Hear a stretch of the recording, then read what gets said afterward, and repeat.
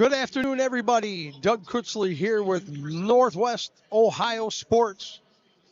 We're live streaming the finals here at the 2026 OHSAA State Wrestling Tournament Championships.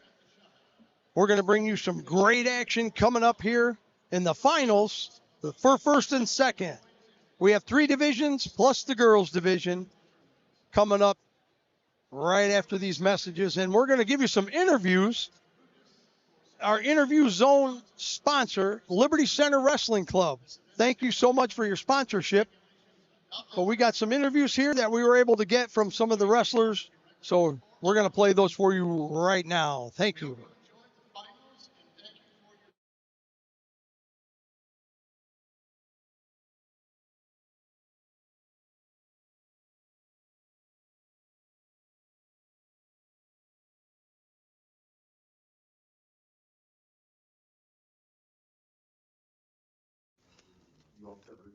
All right, I'm now with Wauseon senior Carter Stuckey. And you might have to excuse me as I might get emotional during this interview, as I've known Carter since he started wrestling at 6 years old. And Carter, as you know, all great things eventually come to an end. Well, tell everybody out there what this incredible wrestling journey you've gone on has meant to you as you've grown up. This sport's meant the world to me. There's so much that it's taught me on and off the mat, and I couldn't be more proud to call myself a Wauseon wrestler for as long as I did. I think I had a great career, and I'm so proud of the people I surrounded myself with and all the time and effort I put into this amazing sport. You've left quite a legacy, actually. There are not too many Wauseon wrestlers that were three-time state placers. You should be proud. So let's talk about this year in general. I mean, you know, this is your senior year. What kind of goals did you set for yourself? How did the year go? Fill us in on some of that good stuff. Yeah, so before the season started, I wanted to set some goals for myself. I had two big ones. One, I wanted to reach top 5 all-time for most career pins in Wauseon history. And I successfully achieved that with 87 pins in my career. I didn't know that. Yeah, and then my other goal was to become, I think it was the 5th ever, 3-time OHSAA State Placer. And I'm very proud to say that I've accomplished both of those things. Well, I did not know about the career pins, but I guess when you master that cradle that you run about every match, I guess you're going to get a lot of pins. All right, so moving forward, what is the life after high school for Carter Stuckey look like? I had some discussions with the Spring Arbor University golf coach, and I'm proud to say that I'm committed to Spring Arbor University, where my parents are alumni. Oh. Yeah, so I'm looking to golf there for 4 years and major something finance related. I'm looking at accounting right now. That is fantastic. You know, golf, obviously you can play pretty much your whole life. Can you take the old man in a 9-hole match right now? Oh, man, right this second? I'm a one sport at a time type of guy. Since the postseason of golf has ended, I have done nothing but put on the wrestling shoes and headgear and put in work on the mat. But now that it's over, right now, if you guys went out tomorrow, nice and sunny, weather's good, 9 holes, who wins? Oh, me, feeling great right now, ready to go back out there on the links. Good. I put my money on you as well, Carter. You know what? It's been a pleasure following you. Really had a lot of fun watching you. I refereed a lot of your matches, but all great things eventually come to an end, and you should be proud of the career that you've had at Wauseon. And hopefully one day you'll give back to the sport, maybe put the stripes on or coach. Who knows, right? Who knows what the future holds with this sport, right? Yeah, absolutely. Certainly not closing any doors. I know Spring Arbor University is also opening a wrestling program here in the next few years, so take a look at that as well, you know, maybe see what the future holds. Definitely not closing any doors yet. Fantastic. I appreciate your time, Carter. We're pretty much lifelong friends now. I'm glad to call you a friend as well as your parents and your brother. So thanks for being great. I'm going to talk to Coach Mike Ritter for a little bit. Thanks, Carter. Thank you very much. It's been an honor. All right, we're going to bring Coach Ritter out here. You know, I've lost track of actually how many years he's been the head coach. I'm going to guess 18 or 19. I'm not sure if he's hit 20 years yet, but 22. Oh, he's at 22, he tells me. I've lost track, Mike. Mike's a lifelong friend of mine. We wrestled together at Wauseon. We've both been involved with wrestling a long, long time. We could probably spend the next 2 hours talking about wrestling here at Wauseon, how it's gone, what it's looked like. But more specifically, I need you to talk about Carter and the legacy he's left and what he's meant to the program at Wauseon. Man, that's hard to put that in words because, like you, I've known Carter for a long, long time, and just have watched him grow up as an individual within the sport and outside of the sport, and to become the person that he is today, which I think it kind of really exemplifies what we want Wauseon wrestlers to be: good athletes, good on the mat, good in the classroom, good off the mat, and he's been all that. And as you guys talked about, he's in some rare territory in our history with being a 3-time state placer. That's something that is going to cement him forever in our history, and it's really hard to lose that. Carter's just a great kid, and he's just meant so much to our program. It's really hard to believe that the 4 years are up and done. So, yeah, like every year we lose seniors, but sometimes those losses with the senior class are tougher than others, and we wish Carter the best in the future on the links. And I do hope that he gets back on the mat at some point, because I keep telling him that he's actually a wrestler that likes to golf, but not the other way around. Yeah. So I'd love to see him do that, but more importantly, I'm glad he's going to college, going to get an education, and has a plan for that. But man, I just can't say enough good things about Carter, and I think we could probably spend the next 2 hours talking about that. That's correct, and there are, as you said, seniors come and go, and you probably have your own personal list of wrestlers that really cemented themselves in the history of Wauseon. I'm sure Carter belongs amongst the greatest to ever put on the uniform. So, Michael, I appreciate your time. I know you got to get back out there and coach Joey yet. So we appreciate you. Hopefully good things can happen for Wauseon Wrestling in the future, because we always want to end the season with Wauseon wrestlers on the podium. Thanks, Hugo. Appreciate it. Thanks, guys. I am now with Liberty Center's fine freshman female wrestler, Lindley Crow. Just came off the mat and won her 7th place match. So let's start with getting to know Lindley a little bit. How did you get started? How long you been wrestling? Tell everybody a little bit about Lindley Crow. I started wrestling in either 1st or 2nd grade. Wow. So I've been doing it for like 8 years. I started just like wrestling with the boys and just always have. What a start, huh? Just came into the wrestling room one time and liked it, and here you are. So a lot of success this freshman year right off the bat. So who do you practice with in the room to get you well? Do you wrestle with the boys, or some girls that come in? How do you prepare during the season? I wrestle with the boys. So, yeah. Yeah, there's no better competition for you than that. I know I refereed a couple of your matches. I'm really impressed with the wrestling ability itself. So let's talk about a couple of matches that you had earlier in the tournament. Actually, you're really close to being in the state finals, if you ask me. Yeah. Couple of heartbreaking matches. Tell us about the first one that went all the way to the ultimate tiebreaker. What was the mindset as you get ready?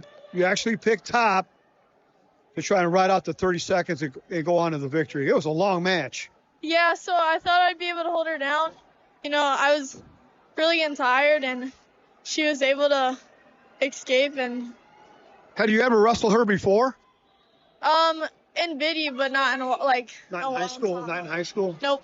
Okay. And then yesterday's match, very similar.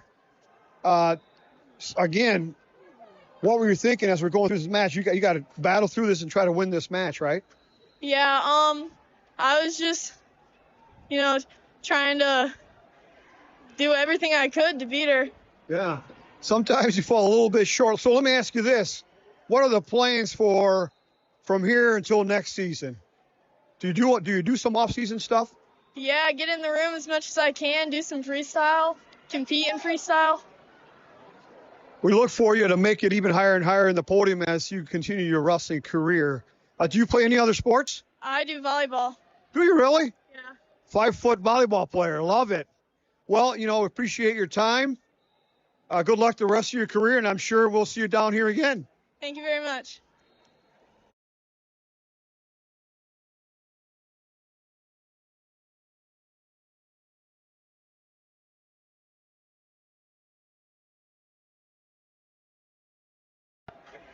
Do everything I could to beat her. Yeah. Sometimes you fall a little bit short. So let me ask you this. What are the plans from here until next season? Do you do some off-season stuff? Yeah, get in the room as much as I can, do some freestyle, compete in freestyle. We look for you to make it even higher and higher in the podium as you continue your wrestling career. Do you play any other sports? I do volleyball. Do you really? Yeah. 5-foot volleyball player. Love it. Well, appreciate your time. Good luck the rest of your career, and I'm sure we'll see you down here again. Thank you very much. All right, Hugo Barajas here in Northwest Ohio Sports, day 3 of the State Wrestling Tournament. I am with Liberty Center's fine senior, Braden Tamarine. Just won his consolation semifinals in a very business-like 7-1 decision. Braden, the career is just about over, man. What's the mindset as you approach day 3 of the State Wrestling Tournament of your senior year? Once I, couldn't accomplish my goal of being a state champ, my entire mindset flipped, and I just wanted to go out on top at the pace and points that, I want to be remembered with, and, just leave a good lasting impression on my fans in school.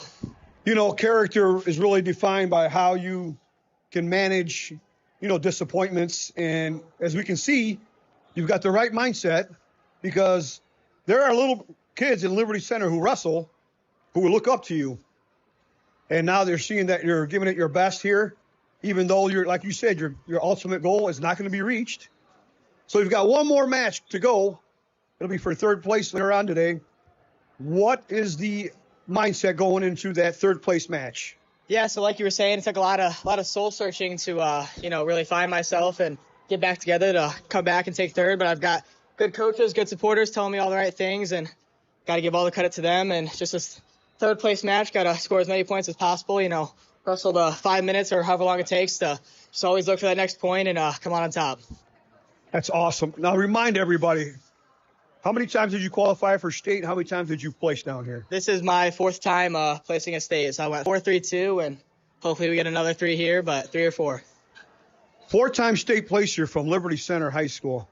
There couldn't have been too many of those. Do you even know if anybody from Liberty's ever placed? Well, maybe you have. I don't know. No, I was the first freshman to do it, so I'm the first 4-time placer in school history. Oh, and you've had quite a history, actually, with the Kerns and the Deans and the Hoffs, all those great names of Liberty Centers of the past, and you're actually right up there with them, if not a little bit higher.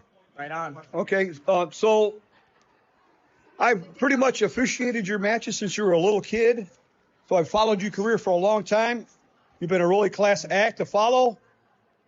I know your grandma really well. She's a great lady. I'm sure she's probably one of your role models. For sure. So how about some thank yous for the people that have really been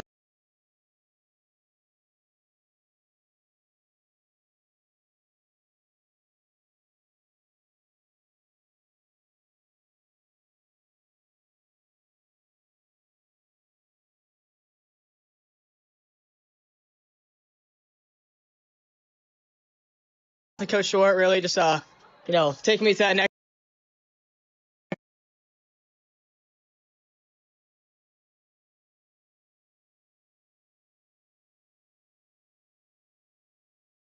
Helping me become a better wrestler, but also a better person for when my time ends here. So That's awesome. Thank you. I do have one last question. What are your career plans after high school?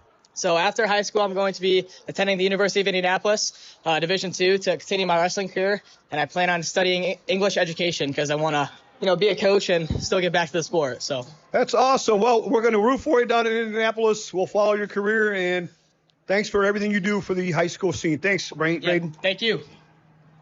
Awesome. Thank you.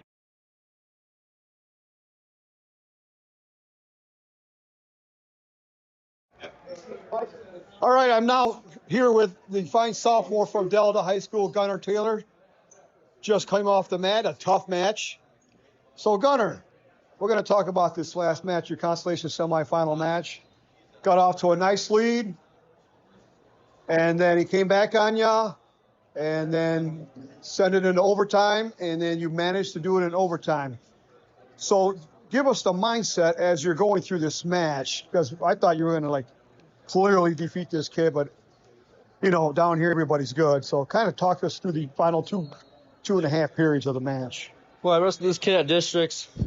He was solid. Keeps going. Doesn't break. He does real good on his feet. Pretty good on top. I knew if I got a lead in the beginning, helped me out a lot, so I went out and got a takedown, then ended up kind of coasting a little bit. Shouldn't have done that. I got to take him down. I was tied up going into overtime and took him down in front head. The kid was good. I knew it was going to go all 6 minutes or more like it did. So, yeah. Yeah, it was a tough match. You actually scored both your takedowns on your patented front headlock, come around and cover the hips and got the takedown. And it's really tough to come back after the tough match you had yesterday. So, you know, you got to be mentally strong to come back today and finish off the matches. Now, this is your first trip down here at the state tournament. How do you think you fared so far? I think I done pretty good. Last year was an alternate, kind of let myself down, had a rough year, all small. Got a good amount of weight this year and came down here pretty confident. Hoping to be at least state finalist, and lost in the semis from getting taken out at the very end and ended up losing, which is rough. Yeah, for sure. I've got a great partner in the room with Marcus. I'm sure you guys, you know, go some full gold in the room. Makes you that much better when you got somebody like that in the room for you. You still got 2 years to go here. I'm sure you're going to set some high goals. Hopefully you set them high and you can shoot for them. So you got another match coming up later on, about an hour and a half. Tell us, what do you got to do to win that match? Well, it's going to be a tough match. I think my first one I had today was probably the toughest one of the day. It's either a kid I already beat twice or a kid I never heard of before, but I know he's solid. So it's going to be a good match. So, yeah, hopefully I come down next 2 years and time my dad with state championships. There you go. You got to tie the old man. So, all right, good luck the rest of the tournament, and we've had a lot of fun following you this season. So good luck the rest of the time, Gunnar. Thank you. Good job, bud. The Continental Plaza in Wauseon is your all-in-one stop for convenience. Located at 1265 Shoup Avenue, Continental Plaza offers quality fuel and fast and convenient drive-thru and a dependable car wash to keep your vehicle looking its best. Proudly supporting local schools and area athletics, Continental Plaza is committed to investing in the Wauseon community. Visit Continental Plaza at 1265 Shoup Avenue in Wauseon, where convenience, service, and community come together. Baden Stevens Body Shop is your #1 voted auto body shop in Northwest Ohio. We are your experts on all makes and models and are the only Chrysler, Ford, and GM certified collision repair center in the area. Located in Jewel, Ohio, give us a call today at 419-497-3111 to schedule your free estimate. Come check out the Baden Stevens Body Shop difference. Need a new favorite coffee spot? Step inside Cabin Fever Coffee in Defiance, a cozy lodge-style coffee shop serving handcrafted specialty drinks, breakfast, and lunch. Whether you're meeting with friends, studying, or grabbing a quick pick-me-up through the drive-thru, Cabin Fever is the perfect place to warm up and relax. Visit the downtown Cabin Fever, the south side location with a drive-thru, or their location at Northwest State Community College. Cabin Fever Coffee, your cozy corner for great coffee. Learn more at cabinfevercoffee.com. Need a roof you can trust? Call the Good Guys. At Good Guys Roofing in Northwest Ohio, we handle roof repairs, replacements, siding, gutters, all built right the first time. Call 419-439-3430 today for your free roof inspection and quote. That's the Good Guys. Great roofs, honest service. All right, welcome back. NWO Sports interviews here. I am with Wauseon senior Joseph Lugabel. Joseph, actually, you know what? I'm going to call you Joey. I've been calling you Joey for a long time. I'm going to stick to Joey.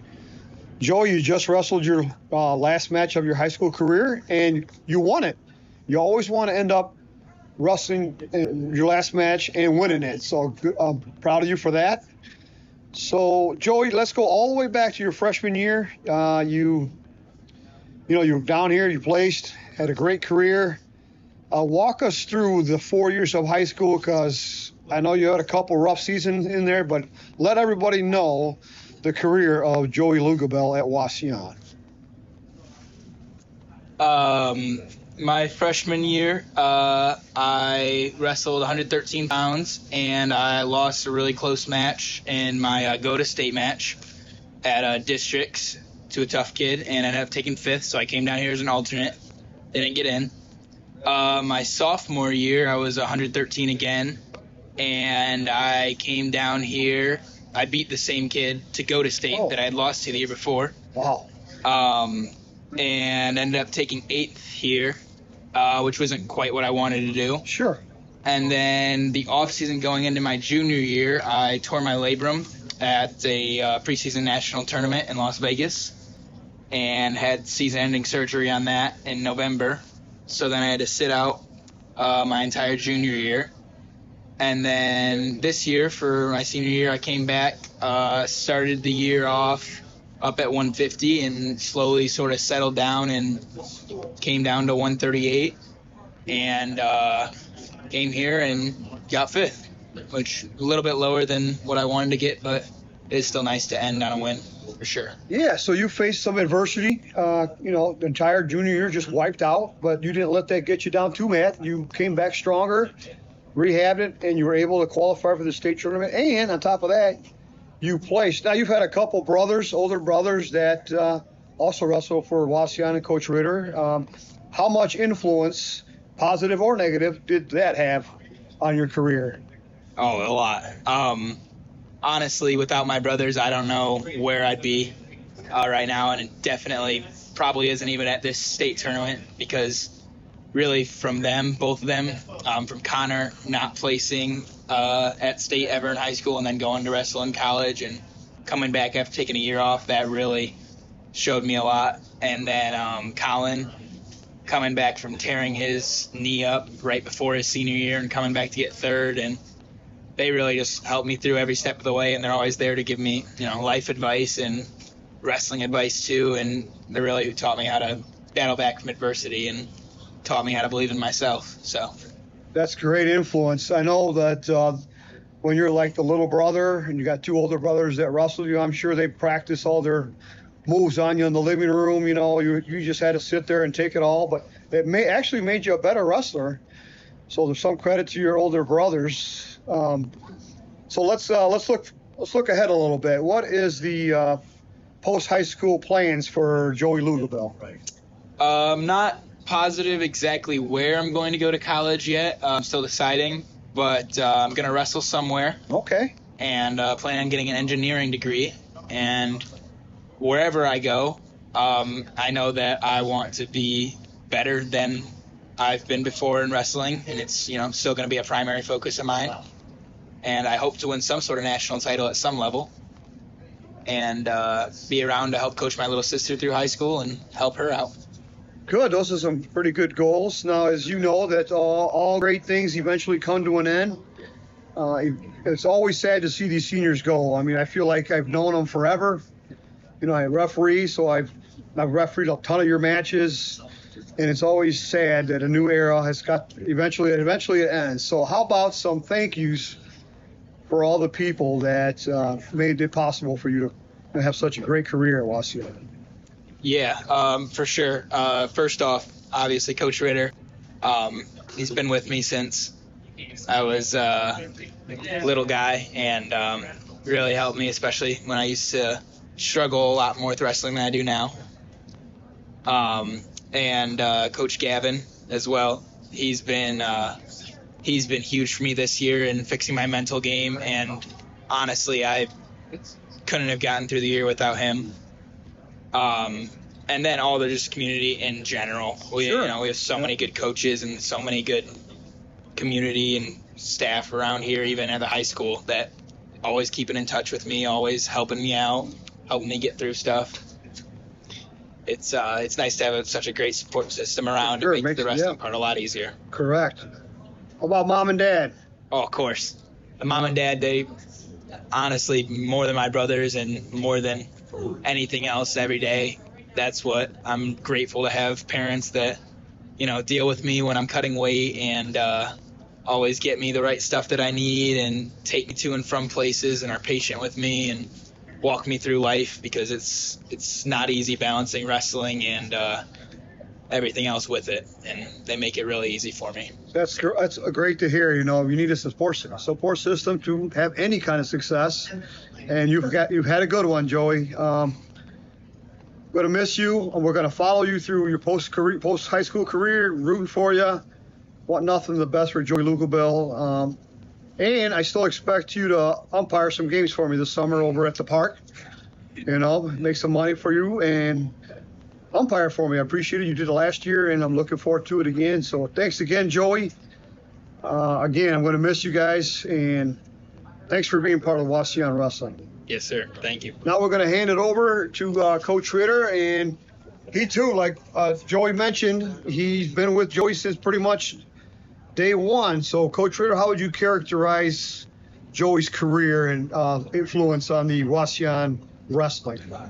Well, I would definitely say that when I think about wrestling families that have come through Wauseon wrestling history, his family is right up there with any of them, based on what they've done, what they've meant to our program, the commitment that they've all had to making themselves better. And Joey's a really, really, really good example for kids that put off-season work in to follow, because the results speak for themselves. We always talk about off-season work equating to success during the season, and he is a huge example of that. Really wished the injury didn't happen his junior year so that he could have continued that high school career, but I guess everything happens for a reason. Right. And this year, all that hard work that he did for the rehab of the injury and just all the hard work he puts in general really paid off with a state placement, and I couldn't be more proud of him. Just total package in terms of what we want Wauseon wrestlers to be. And again, another senior that we're really, really going to miss going forward. Okay. I agree with everything you just said. How about one thing you'll never forget about Joey Lugabell? I'm not sure if I can limit it to one. Yeah, you're right. I would say Joey is a walking book of knowledge that if you want to know the answer to a wrestling question, he's the first person that I would go to ask, hey, Joey, what happened during this match or that match, or information about a high school wrestler. Joey knows it. So, and you know what?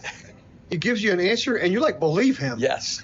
Even if it's wrong. Right or wrong, I can't you're tell. Right. Yeah, I can't tell Joey. Okay, yeah, I lost to him in the Kotze quarters back in Vegas in 2023, and you're like, I guess you did. He makes it sound so convincing that you have no choice but to believe it. Right, that's one. So yeah, I'm gonna miss that. I'm gonna miss that a lot. Well, you miss all the seniors. That's always the tough part of being a high school coach. Eventually, they graduate and they move on. So, yeah. One last parting words for Joey Lugabell. For me, I would tell him as he's sitting here that I think his best wrestling is yet to come. I think once he decides on where he wants to go to college, that program's going to be very lucky to have him. They're going to get somebody who's going to be a hard worker in the room, and he's just going to continue to get better. So I'm looking forward to, as you said, to watching his post-high school career and seeing where it goes. That's a perfect way to end it. So I want to thank both Joey Lugabell and Coach Ritter. It's been a pleasure, and good luck to everybody. Thanks, guys. And now, back to the OHSAA State Wrestling Tournament, bringing you all the action right here on NWO Sports Radio. And we are back live at the Schottenstein Center for the finals of your state wrestling competition. First and foremost, we'd like to thank our title sponsor, Continental Plaza, Wauseon, Ohio, Larry and Barb Zimmerman. The Parade of Champions has just ended. Divisions 1, 2, and 3, and the girls cross the match, shake hands, wish each other luck, and that's where the friendship ends. What do you guys think? For sure. Looks like we're minutes from starting. 4 mats down. You know what? I was talking about the attendance earlier today, Doug. I think when I'm looking up, I think it's fuller than it has been the last couple of years for the finals, for the championship final. I think it looks every bit of 13,000. So again, they usually release those totals, but I have not seen those I have numbers. not heard yet.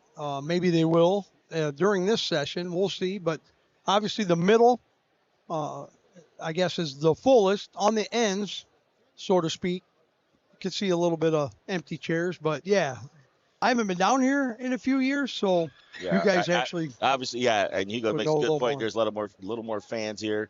Obviously, adding the girls, to the tournament brings more fans in also. Sure. Also new this year, or not new, but also another year of no stage. As beforehand, the 3 mats would be up on the stage. Kids would come up, go across the mat on stage. That's a big difference. And another big difference I'm noticing now is across from us, where the media table is, mat side is a full row of media all around across the mat. Actually, just photographers. And it's photographers. Just so that's photographers, a yeah. little different also. I don't believe seeing that last year, Hugo. So They were. They're just not as full. and they're pretty far away, so we shouldn't have any interruption there unless somebody gets really tossed out of bounds. Well, and that probably won't happen. Again, coming up, we will first place match right off the bat. In the girls, 100-pound, it'll be Bella Graziani out of Tenora. And she'll be facing Ania Polk, a junior out of Shaw. And I tell you what, me and Hugo kind of prelimmed this a little bit because we were able to see Ania a little bit in her match, and she is an absolute firecracker. And I think I'd said this earlier with a couple of people in the stands. It's going to go one of two ways in this match. Either one, somebody's going to get caught right away, and it could end quickly. Or it's going to be a 15-14 match, and it's going to be a dogfight to the end. I can see that happening pretty quickly. Hugo, give us the records of these two gals. So combined, they're 74-0. Wow. Ania Polk comes in at 35-0. Bella Graziani is 39-0. Somebody's O has got to go. That's right. That's a good way to put it. Someone is going to walk off that mat with the one loss on the season as the state runner-up. And they are now introducing the opponents as they come across the mat. So for Division III 106, you have Gabe Bro of Eastwood against Cohen Rear of Edison. In Division II 106, you have Grady Moose of Elyria Catholic against Zane Russell of Wapakoneta, the WBL. And in the first place match on mat 2 in 106, Division I, Preston Webb out of Miamisburg against Colin Bagnota. Say that for me. Bagadonis. Bagadonis. Out of Perrysburg. And that's the match. We're looking at team points. And then the match we're going to do, the girls, Ania Polk against Bella Graziani. They shake hands, and here we go. Tony Stapleton on the whistle, assisted by Scotty Myers, two Southwest officials. Locked up in the center. Bella takes a shot. Does she have the leg? No. She's got the leg. She's in tight around the body. Ania Polk fends her off. They're back on their feet, back in the center of the mat. Ania takes a shot here. Has the leg up and out, and nothing, out of bounds. Ania with a nice shot there, but a little too edge of the mat, and they fall out of bounds. So we'll reset in the center of the mat. They go back to the line, and we start. 30 seconds in, 0-0. Feeling each other out. Again, we see lots and lots of shots just like that. Ania in tight. I'm not so sure Bella should be playing defense all the time. Not this tie-up game. This girl looks very athletic. Yes. Eventually, she's going to score one. Bella drops down, tries to take a leg out. Nothing there. Ania fights it off. They're head-to-head, edge of the mat again. Bella buried underneath her. Keeping her down. On the edge. Still looking to score. Polk trying to score. Nothing there. They're on the edge. 50 seconds left in the first. This is what I would like to see. Bella has that outside leg. See if she can lift and score here. Tries to go off to a double. Polk fighting it off. Bella still with that outside single, trying to come up with it. Can she get her feet underneath her and rise? She's trying to step over. She's got the ankle lock. Now she goes around the waist. Now she can pop her head out and score with 26 seconds left. Still working, still working. Needs to work for that half. There it is. She gets it over top. She gets the 3 and near fall. Bella, back to the near fall. She still has only a 2 count. 10 seconds left in the first. She puts in a half. Rolling it back over. Getting more near fall. And comes back over. Oh, Bella's got her on her back again. And time runs out. All that work, and she got 2 near fall. 2 near fall, 5-0. Wow, good. Had her on her back for a while. I'm not sure Anina's been on her back the whole season. When you're 35-0 and you're pinning everybody at the state tournament, you probably have not been on your back. Nope. And about 5 more seconds left in that match, it'd have been over. It would have been over. She was flat. It would have been over. So here we go, start the second period. Polk down. Graziano top, takes it back down. Graziano with a 5-0 lead. Working on top. Bella, a hammer on top, trying to roll her over. Tight waist, trying to get a tilt. She's got that bar back in. She's running it over. See if she can get more near fall. She does. She's got a 2 count. She gets her flat. She's got her on the back. We got a 4 count. Just about over here, Ray. We got a lot of time. 1:31 left. If she can put the chin in the shoulder and get her down. She's on the yellow part of the mat, which is plenty of room. Nowhere to get around. The Nowhere outer to circle. hide. She comes back towards the middle of the mat. Just keep that reverse half in and Absolutely, you're fine. and tighten it up. Don't change. Eventually, she's going to run out of air. Don't change the half. Nope. She needs to probably maybe dig it in a little deeper. Nope, stay right there. In. I would advise her to stay there. Yep. She has that 4. She looks pretty flat from here. She does. She's working and working and working. Coach is in the corner trying to get Polk up off her back. No! There's the fall. Bella Graziano gets the fall. And it's your state. She can't believe it. 100-pound. She can't believe it. Neither can Polk, for that matter. Unbelievable. Graziano said she was on a mission, and she just accomplished it. Wow. They raise her hand high here at the shot. Mom and Dad across the way jumping up and down. Rightfully so. Defiance's first state champions, who? One of the Bonars? At Tenora. First in history for the girls. First girl, for sure. In the history of Tenora Ram. Congratulations to Bella. And her family was definitely a sponsor. And the Jewel Grain Company team support sponsor for Bella Graziano. Mission accomplished. Nice. And she jumps up in the arms of her dad, up in the front row, and she's giving hugs to everybody. Everybody. It takes a support system to do what she just accomplished. As they say, it takes a village. It takes a village. We'll go over to the Division I match because Perrysburg and St. Edward are locked in quite a team race. Yes, sir. Hugo, coming into the finals, Perrysburg had a 10-point lead on St. Ed's. How do you know? There was an error, and I got the official from Kenny Bumgardner up at the head table. So there was an error in the scoring somewhere, but Perrysburg has a 10-point lead. And then looking for all kinds of bonus points here on Mat 2. And he's got them. He's got a major decision right now. It's an additional half point. Over on Mat 3 real quick at the D2 106, Zane Russell of Wapakoneta is down to Grady Moose of Elyria Catholic, 10-5. Grady Mose. Grady Mose. His dad's There's no in the E on the chair. end, is there? No. There's no cow. Was his dad a 3-timer? 3-time Yeah, state Mark champ, Mose in the Mark chair. Mose. Grady's good, man. He's a freshman. Yep. Been wrestling probably since he's been just out of diapers. I promise you. I didn't see who won over in D3. Pulling rear. Okay, rear from Edison. Yep. Here we go. Looking for a fall on mat 2. Another 1.5, or it'll be a 2-point. It'll put a 2-point. Yep. Extend that lead if he can. That'd be huge. Scotty B barking out some orders saying, hey, give it to him. Give it to him. How can you not give it to him? He's fighting. Absolutely. They want to make sure in the finals the guys pick. Preston Webb.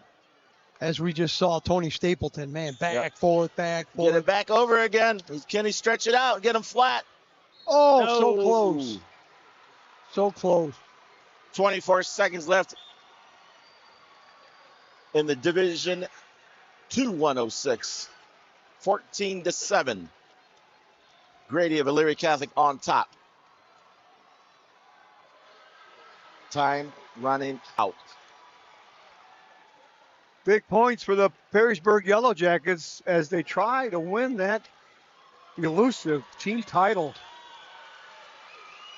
Dang, Grady Mose. Elyria Catholic, your champ at Division 2 106. Ray, you're looking at a 4-timer right there, I promise you. Well, we can't win 4 if you don't win 1. Absolutely. You win the first one. That's right. Step 1.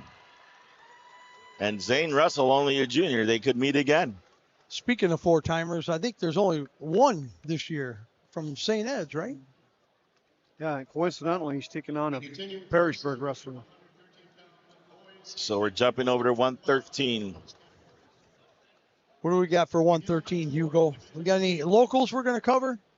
In Division 3, 113, you have Hunter Meeker, freshman from Eastwood, against Cooper Breslin, freshman from Graham, local. In Division 2, 106, yeah. Oh, I apologize. I haven't updated this. Who you got for D2 at 113, Hugo? Yes, we've got Nolan Deshawn, a freshman from St. Vincent St. Mary, taking on Jerome Walker. Defending state champ Jerome Walker from Streetsboro. And in Division 1, 113, we have Braden Bickerton from, is it Medicine Highland? Is that right? Or Medina Highland? Medina Highland, yep, correct? Medina Highland. And Rylan Seacrest from Brecksville. And at 105 for the girls, Mia Porter from Massillon Perry against Isabel Thiel, a freshman from Walsh Jesuit. So we'll keep it high on Unner down here in Mat 4 from Eastwood. A returning state champion from Brecksville. Everybody's still coming out. Senior Rylan Seacrest. Again, a big congratulations to Bella Graziani. A junior from Massillon Perry with a 40-8 record, Mia Former. And as we go through here, we'll keep an eye on quite a bit here. 168.5 to 154.5. Perrysburg leading the Division 1 team race They're right up by now. full 15 points About now. 15 points right now. There you go. You got 5 points by Yes, sir. Bagdonis. And the whistles blow. So 113 weight class for the boys on the way, and 105 for the girls. Oh. Nice little toss there. For nothing, though. Nope. Didn't score, did he? No. Can look all pretty all you want, but you got to score. Deshaun trying to get 3 here and does not. Walker from Streetsboro gets the 3. Over on mat 4, tied up 0-0. Hunter Meeker, Eastwood. Now down 3-0. Cooper Breslin with the takedown from Graham, a local.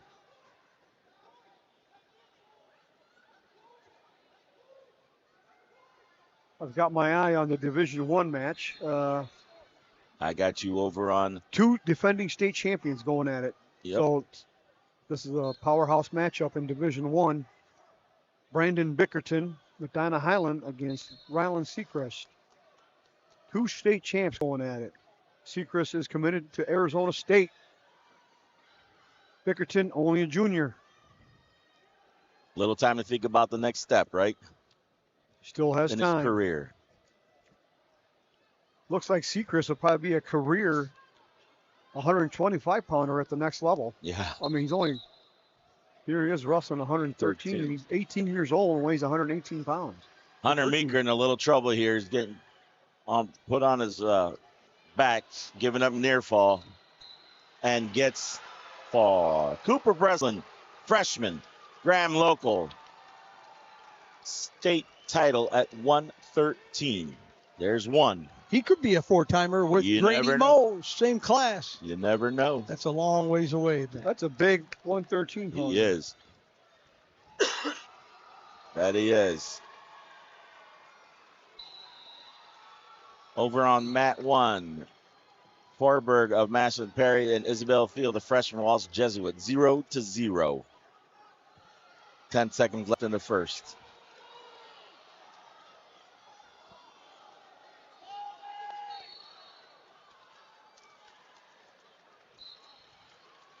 Locking hands, mat 3. Mat 3. So they even lock hands at the highest level. Yep. Absolutely. Hanging on, trying not to give up the one. It'd been probably easier just to give up the, give the escape and not worry about it. You take the chance of giving up another one here, right, Hugo? Yeah. Tough right on top here. Coming up and out. Got blood time on mat 3. We'll go to 2 with Hugo. So we went scoreless in the first period. Not even, no shot attempts, no nothing. Bickerton chose down. Seacrest gave him the escape. And it's 1-0 Bickerton. While Seacrest is behind him. Switches double. He's got him on his belly, or his butt. I guess that's 3, right? He just threw the signs up to the side. Paul Basinger on the whistle. That 3 needs to be nice and high so everybody can see. The guy up in that top row over there, he didn't know what was going on. No, he did not see that. Mechanics. Let everybody know. Because there are 200 or 300 people wearing stripes in the stands. So we're back to neutral as Seacrest gives the automatic escape. And Mia Forberg out of Massillon Perry has a 4-0 lead in the second period. Defending state champ, right? Yep. No. She's a junior at 40-8. I think she won it as a freshman, not last year though. But could be a 2-timer then. Could be. Working hard at it. Back to action on mat 3. So Walker pretty much slams Deshaun in the first period. So Deshaun returns the favor in the second period. And got a shoulder hurt. And out of both of those slams, 1 slam each, but nobody got 0 penalized. points. Right. No penalties. No penalties and no points. Just rough wrestling. That's good wrestling. It's the finals, yeah. Toughen up. That was perfectly legal. Nothing wrong with all that. So Bickerton and Seacrest are going to the third. Seacrest up 3-2. So if you guys remember, Brandon Bickerton won that state title over Aiden Dodd by the Flying Squirrel with 5 seconds left in the match. Well, I guess don't count him out. Seacrest just absolutely crawled to the edge of the mat and got out. Yeah, he crawled to the edge and then he crawled out. Yeah. Interesting. Thumbs up and out. Bickerton puts him on his feet. Up 4-2. 1:48 left. Meanwhile, on mat 1, Maya takes an 8-0 lead with 1:30 left in the third over Isabella Field.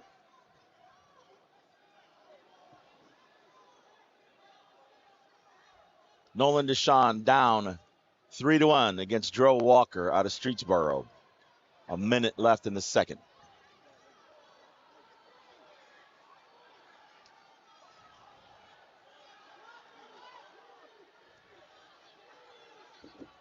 As they feel each other out, they're both on their knees on mat 2, trying to get a score. Somebody trying to open up. Seacrest protecting his 4-2 lead. Hugo, we need offense. That's that how you win? Don't worry. There'll be 5 seconds left, and Biggerton will hit a flying squirrel. just like he did. That's what he's waiting for. Watch, he's on his knees, which is what he needs to make it a legal move. To make it work, yeah, absolutely. Cannot Not be on. only work, but make it legal. Make it legal. If Seacrest is on his feet like he is now, he's back to his knees. If he's on his feet, he can't hit it. Right. It's illegal. Seacrest literally has to be on his knees to hit that flying squirrel. And it's ticking down. It's 20 seconds. And Seacrest picks up a stall call. Oh, there it is. He missed it. He tried it. Yes, he did. What'd I tell you? Seacrest catches the leg in the air. Stop it, Paul. Yeah. Yep. 13 seconds left. He wants to know the legality of it. Yes, he does. Obviously, Seacrest was on his feet, on his knees. On his knees. Perfectly legal. We start the third period over on mat 3. A 4-1 lead for Walker of Streetsboro. Coach Haberdill liked the explanation. Goes back to his seat. 13 seconds left. Seacrest 4, Bickerton 2. And he's just running. Only one stall call. You can give up one, right? He's running. You can give up one. He's got his skates on. He's falling backward. There it is. He gets the one, but that's the match. One takedown match, and Seacrest got it in the second. Yep. And that was the difference. 4-3, Seacrest.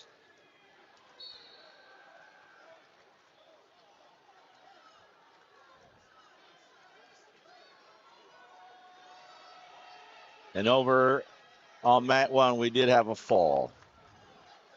Only one match going. Division 2 still going. 4-1 lead for Walker with 1:14 left. Oh, he got hit for unsportsmanlike conduct. Yep. Did a backflip? Yeah. It is 4-1 Walker in Division 2 with a minute to go on their feet. Brecksville, where they stand in the team standings. Now we have blood They're time. going to get a point deducted. He might be third. All right. We got a little bit of blood, trying to get it cleaned up and saying, let's get back at it. I don't want the time. Nolan's dad, Chris Deshawn, was a state champ way back in the day for Akron Coventry. Remember that? Akron Coventry? Yep. They were good. Sure do. McGee. Right, John McGee. And we're back to action on mat 3. Neutral. Walker up 4-1. I want to see sudden victory. Let's go overtime. Let's get a takedown. There's stalling on Walker. We're not going to see overtime. Nope. You got Begged him for one.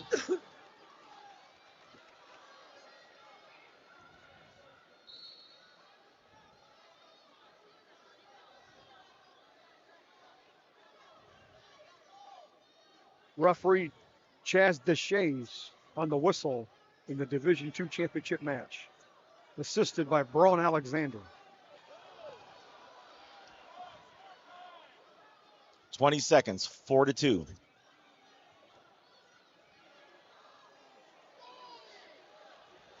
Now 4-3.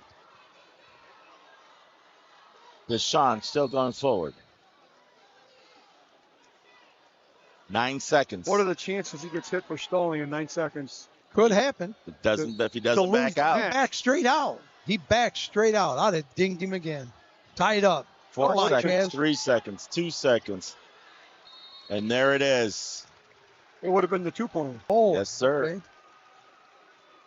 Wow, good job. Good action. Hey, fellas, while we got some time here before the next weight class, we'd like to thank some sponsors here.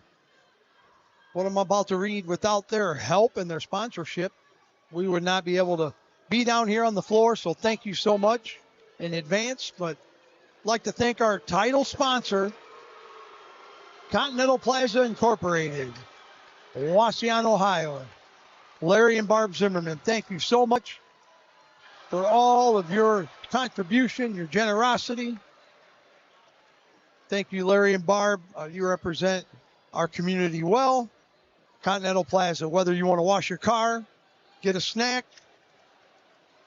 or fill your tank up with fuel. Another champion does the backflip and gets hit for unsportsmanlike conduct. Not interested in that. 2 in a row. I'm more interested in my sponsors. Do you have a unsportsmanlike conduct sponsor? I do. Okay, read it. A matter of fact, Logan needs to put that on next year too. So we need a blood sponsor and then a unsportsmanlike sponsor. So Logan, if you're hearing me. Oh, here comes Hollywood. Yep. All right. Wow, listen to the crowd go crazy on these next wrestlers. Our scoreboard sponsor, Bat and Stevens Body Shop. Our pin sponsor for this weekend, Gerald Grain Center. Thank you, Gerald Grain Center of Archibald. We'll move to your team supporter sponsors. For Delta, none other than Realwood Sports Bar and Grill in Wauseon, Ohio. Thank you, Florezi's, for your sponsorship. Tenora's team supporter sponsor is the Jewel Grain Company. Thank you, Jewel Grain Company. Your second period sponsor, Burkholder Taxidermy. Interview zone sponsor, Liberty Center Wrestling Club. In the Division I final. And then your Wauseon and your Liberty Center team supporter sponsor, again, Continental Plaza, Wauseon, Ohio. Thank you, Larry and Barb. Also, we don't want to leave out our commercial sponsors, Kistner's Restaurant, Cabin Fever Coffee, Tomahawk, Empire, Streak, and Delta Wrestling Clubs. All 4 of those wrestling clubs, thank you much. Good Guys Roofing, Danny Asaf. Thank you, Danny. Good Guys Roofing. If you have a leak, you need a roof. Like Ray said earlier, you need a fence put up, you need your dog poop scooped up in your yard mowed, whatever. Danny will come and do it all. The Wooden Indian Pawn and Gun Shop. And also a good luck sponsor to Mike and Paulina Graziani. And they're watching their daughter be a state champ down here. That's priceless. So again, without any of these sponsors, this couldn't be possible. So we'd like to thank all of you. We can't thank you enough. We're going to mention you again, I'm sure, throughout this tournament. But I'd like to personally thank Logan Bailey for having me out this year. I've had a good time, had a ball this weekend next to my partners, Hugo Barajas and Ray Romero. And here we go. You heard the loud roar before this 120 weight class started, and it was for the Division III first place match. Darian Williams Jr. of Trinity against Brock Beckler Jr. of Waynedale. On mat 3, Division II 120, Aiden Old from Ontario and Gavin Genovese of Woodridge. Genovese. That's why he's here. So as Darian was introduced, he ran down the middle of the mats all the way to the far mat, and referee Ron Joseph had his hand out to shake his hand for good luck. And Darian just ran right by him. Did not shake Ron's hand. Darren's in the spotlight. He's ready. He's on a mission. That could have irked Ron. Potentially, right? Nah. Nah. And not Ron. Over on mat 1, we have Emma Gorell, a sophomore out of Warren, and Ashley Brokaw, Mount Vernon. Brokaw up 3-0 in the girls' 110 match in the first period. Everybody else is 0-0 across the board. Darian has that head underneath of Brock Beckler. Beckler trying to snap and score here. Boy, that's going to be tough. You have a little, I'm going to call him a tree stump for Darian Williams. Just strong.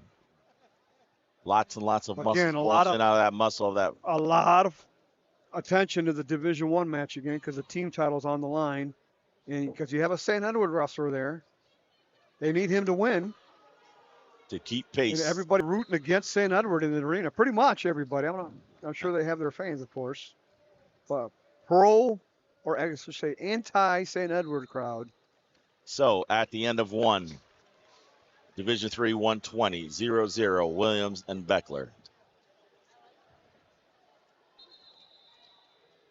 Beckler defers on the toss. Williams will take down. See if he can get on the scoreboard.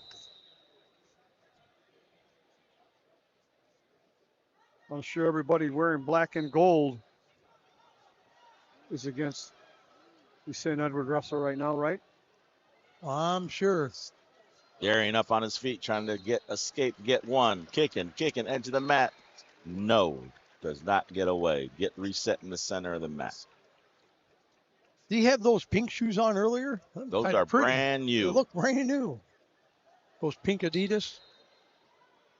Wants everybody to see him. Who are you talking about? There's 4 matches going on. Sorry. Your boy down there, mat 4. Darian Williams on the bottom, comes up and out, gets the escape. Darian up 1-0.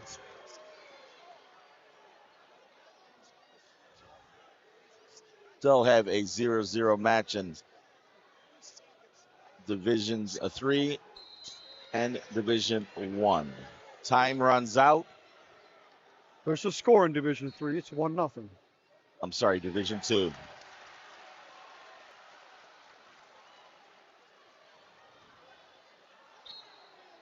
Oh, man. Ballman got bet in half. And the body will bend. Division 1. Coach Van Gundy wants to know what the heck's going on over here. Morgan Stanley. Oh, Darian in deep. He's got him up. Oh, they stopped it for the potential dangerous there. Which is the correct call. Absolutely. Even though he's only, 5'4"? No. 4'5". There you go. Other way around. He's standing up. We're still stopping. We want nobody dropping on their head. We don't want to be here till midnight. Darian did a great job with his offense. Attack. That's what you do here. Score as many points as you can and see if you win at the end.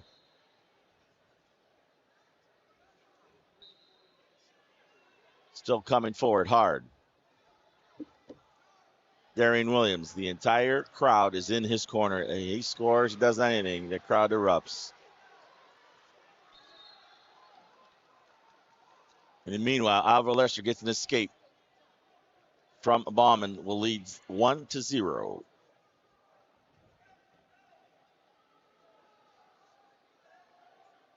We're crossing roads. Too quiet over there, Hugo. He can't get a word in. Oh, did he get it? Does he get the 3? No. Did he come out of bounds? Does not. Edge of the mat. Oh, Darian tosses him. The Boo-Birds are out. On the very edge, and they talk, and I think they both agreed that they were out of bounds before he could score. I'm going to stick with the call. That's the best official on the floor this weekend, Ron Joseph. Meanwhile, Ballman punches Oliver Lester in the face by accident.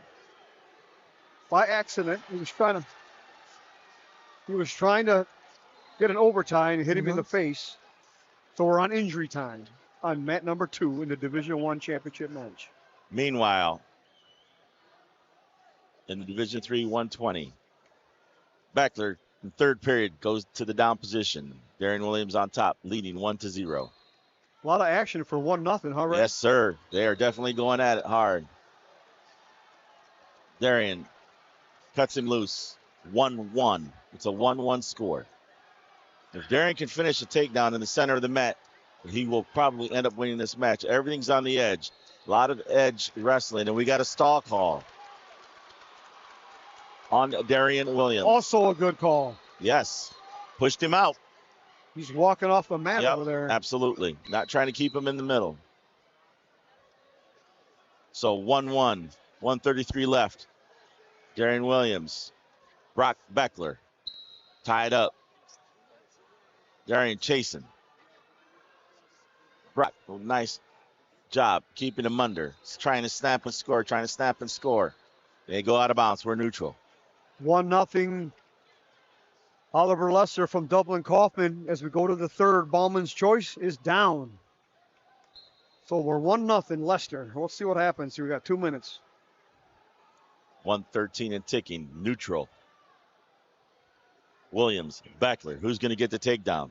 Are we going to see? No takedown. Oh, You're not. You'll see a stall call before you're going to see a takedown. Well, Darian has one.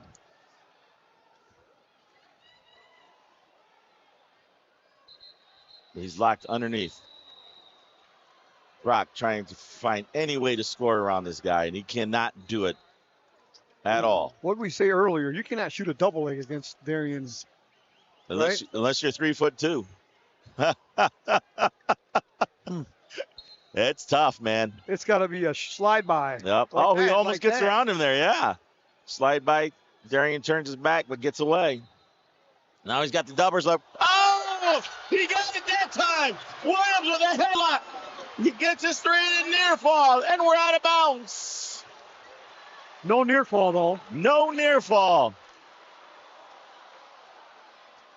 No near fall.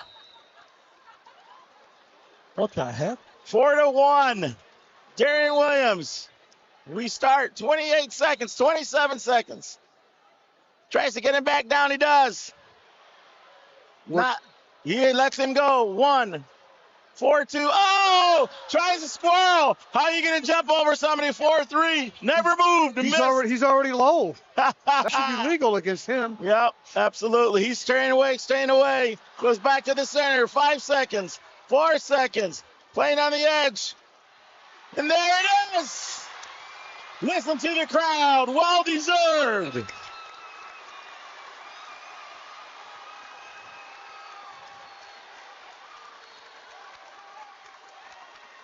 Darian Williams, Trinity, with a 4-2 win. Everybody on their feet for that young man. Well deserved. And he takes a bow. A respectful bow. Basking in the glow. Yeah, absolutely, as he should. Meanwhile, Division I is 1-1 with 30 seconds left in regulation. And your Division II 120 champion, Aiden O of Ontario. And he does the backflip. He's got to get hit for unsportsmanlike conduct. I didn't see a call. I haven't seen a call. He's got it. Look, he's telling him you got to call it. Yeah, you have Ray Anthony. You have everybody, and there it is. There it is. The call. Yes, you got to do it. Got to do it. You got to. They don't care. I guarantee you, there will be 2 teams you will not see a call like that on. St. Ed's? St. Ed's and Perrysburg. We're going to Sudden Victory in Division I. That 1 point could mean a lot. We're going to Sudden Victory in Division I. Bauman, Lester. And an update on girls 110 division. You have Ashlyn Brokaw of Mount Vernon up 13-3. There's a Division 110? Girls 110, I said. Oh, the weight class. Okay. Yes. I'm with you now. Bauman's got a single leg. I don't know how Lester's defending this. Oh, he's bringing his arm up. Almost illegal. Almost illegal. Like he grabbed into the arm bar and pulled it up too high. But they just call it potentially dangerous.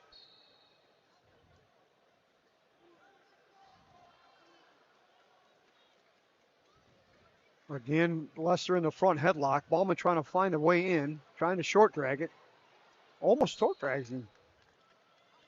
Oh, he hit his head. Whoa. As they go into the other adjoining mat. Yeah. Pick yourself up, young man. Girls 110. Ashlyn Brokaw is your state champion from Mount Vernon. Man, major decision. 13-4. Bauman has taken more chances throughout the match to try to score a takedown. Lester has been defending him over and over. That's a dangerous way to live. But he's surviving because we're going to the 230s. 1-1. 230s here. It comes up Green on the flip. He defers. Bauman chooses down.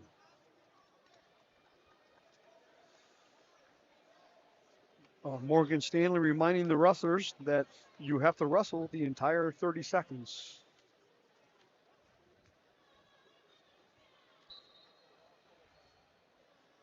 Bowman to his feet. Lester, still has a side headlock in, so he's still they're in both control. reaching for heads. Got a near fall. Lester with the near fall count. He's got 4 and 1 escape. Wow. Lester's up 5-1. 2 actually. There it is, 5-2. 5-2 with the Merkel roll through near fall. 4 count for Oliver Lester. Wow. Big swing. Oh, fall started. Took a second off the clock. Will they put it back on?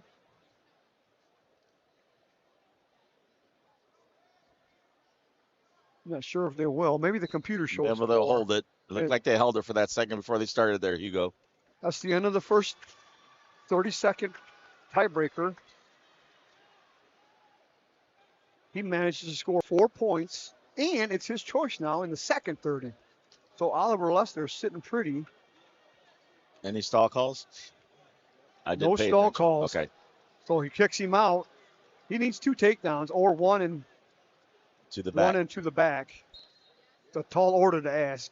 He's trying though. He sure is. Bauman goes underhook. Yep. Now he goes headlock. Oh, slips out. He misses it. Oliver gets credit for the takedown. Yep. Dangerous toss there. Wow, that was close. Wow, can you imagine if you got caught? Oh man. Right there. Yeah, that was close. That would have been brutal. Yes. Returns him with a hard mat return, and he's going to hang on to win this match. 9-2 final. Oliver Lester decisions Bradley Bauman of Lakewood St. Edward, which means St. Edward will not score any team points.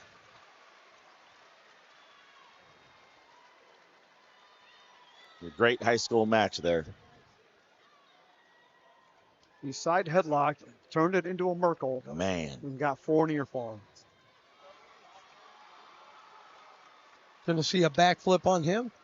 No. Just a little jig, it looked like, for St. Patty's Day. St. Patty's Day jig. Go. There you go. That's all that was. That coming up? St. Patty's Day, what, Tuesday? Monday? Yeah. All right, while we got some time here, I'd like to thank our title sponsor once again, Continental Plaza Incorporated, Waseon, Ohio, Larry and Barb Zimmerman. Larry, Barb, thank you so much for your generosity. I know you're listening back there in Waseon. I hear there's some high winds going on up there in Northwest Ohio. How'd you hear that? Had a couple texts, and my wife said our pool cover blew away.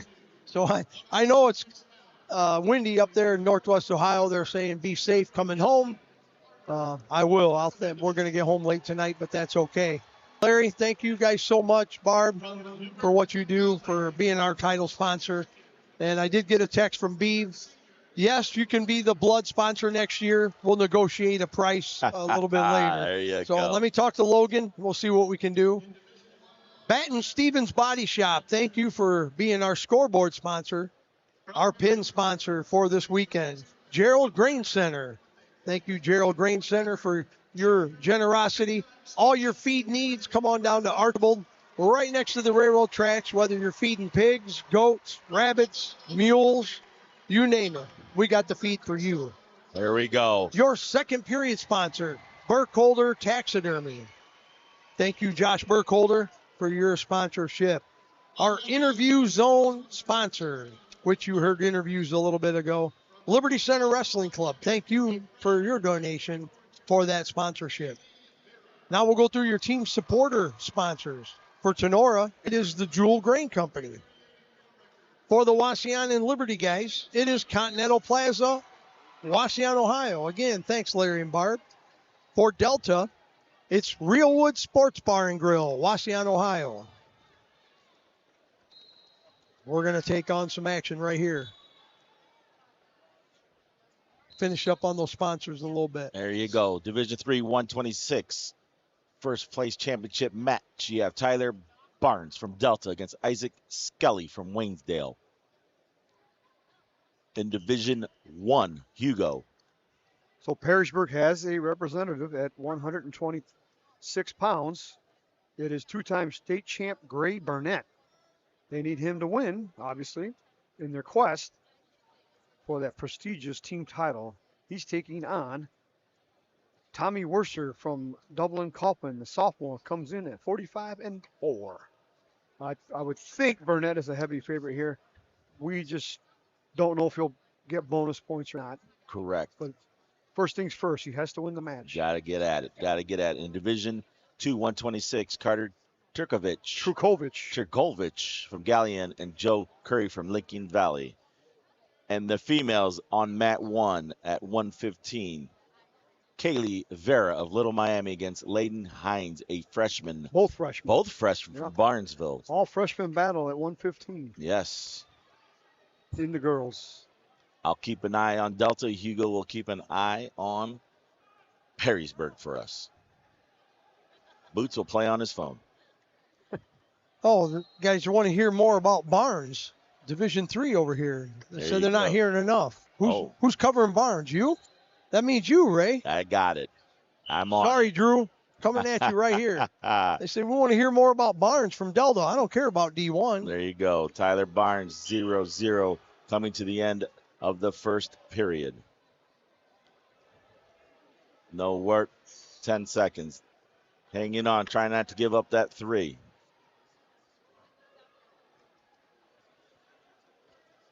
No score. 0-0, end of 1. Barnes a senior this year? He is. The flip of the disc. Needs to go out a winner. Wearing that all black singlet with the Panther on the side. Is that what that is? That is right. Panther on his left-hand side. Yep. The flip of the disc, red has choice. And it comes around to the backside. He defers. Barnes will take down to start the second period. What kind of shoes he got on, Ray? Ones that fit his feet. We're trying to paint a picture for our listeners. Up right away, up and out. Oh, nice. Does he gets the one escape. Looks like he's wearing the all black Rudis. Stalking.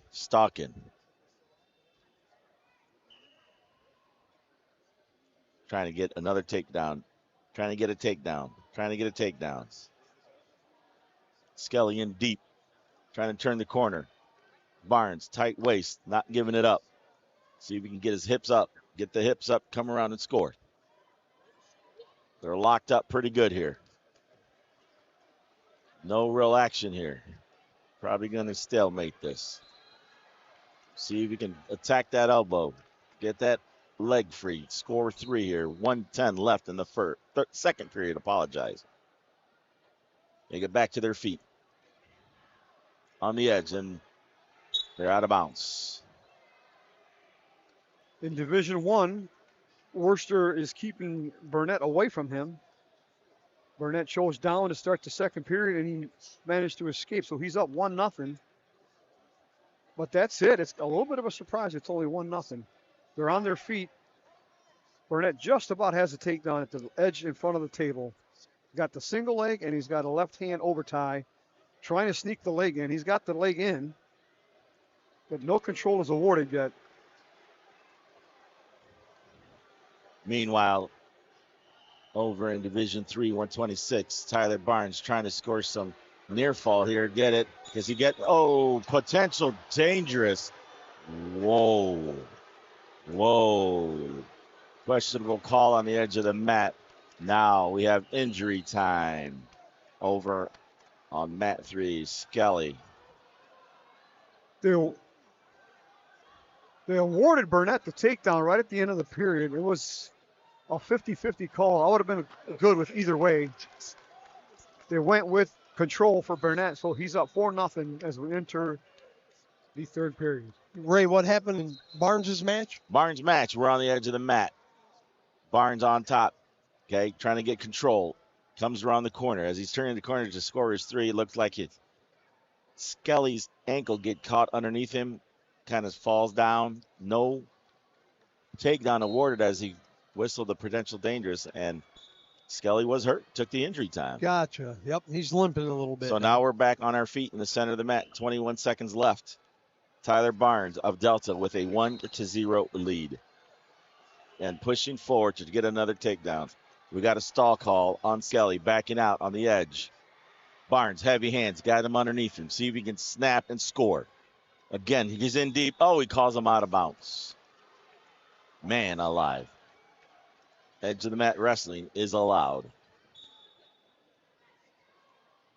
Back to the center, and that will end the second period. Isaac Skelly down to Tyler Barnes, 1-0. Skelly's choice, he goes down. Worcester battles his way out of the bottom position and is awarded an escape.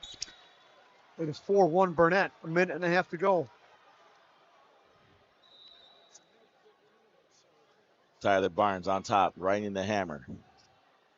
He's a hammer on top. Skelly trying to grab a leg, try to come up and out and over. Barnes says no. Keeping that leg, staying on top, resetting, back on top, gets him flat. 1:33 left in the third period. Tyler Barnes, 1-0, looking to get that state title back to Delta at the 126-pound division.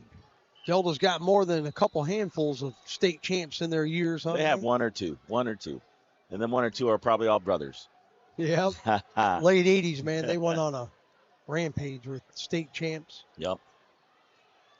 Tell you what, under a minute, he has ridden him out for 1 minute so far. Being a hammer on top, Tyler Barnes with a 1-0 lead. Has a half and can he get it over? Can he roll it over and get some near fall? Tries to kick over, they stop. We might possibly have some blood. Blood time on green. That's not the time he wanted to bleed. He was near fall there. Dang, he had that half in deep. We're 10 seconds from the end of the match at Division 1. Still neutral. Burnett still winning 4-1. Now we see activity from Tommy Worcester, but I mean, it's too little too late. You expect to upset a two-time state champ. You don't back up for 2.5 periods. You try to score. Oh, he takes his dad to the middle of the mat. Isn't that unsportsmanlike conduct? I didn't see anything yet. He didn't slam him. He's okay. You're allowed to pick up your corner guy and bring him to the middle of the mat?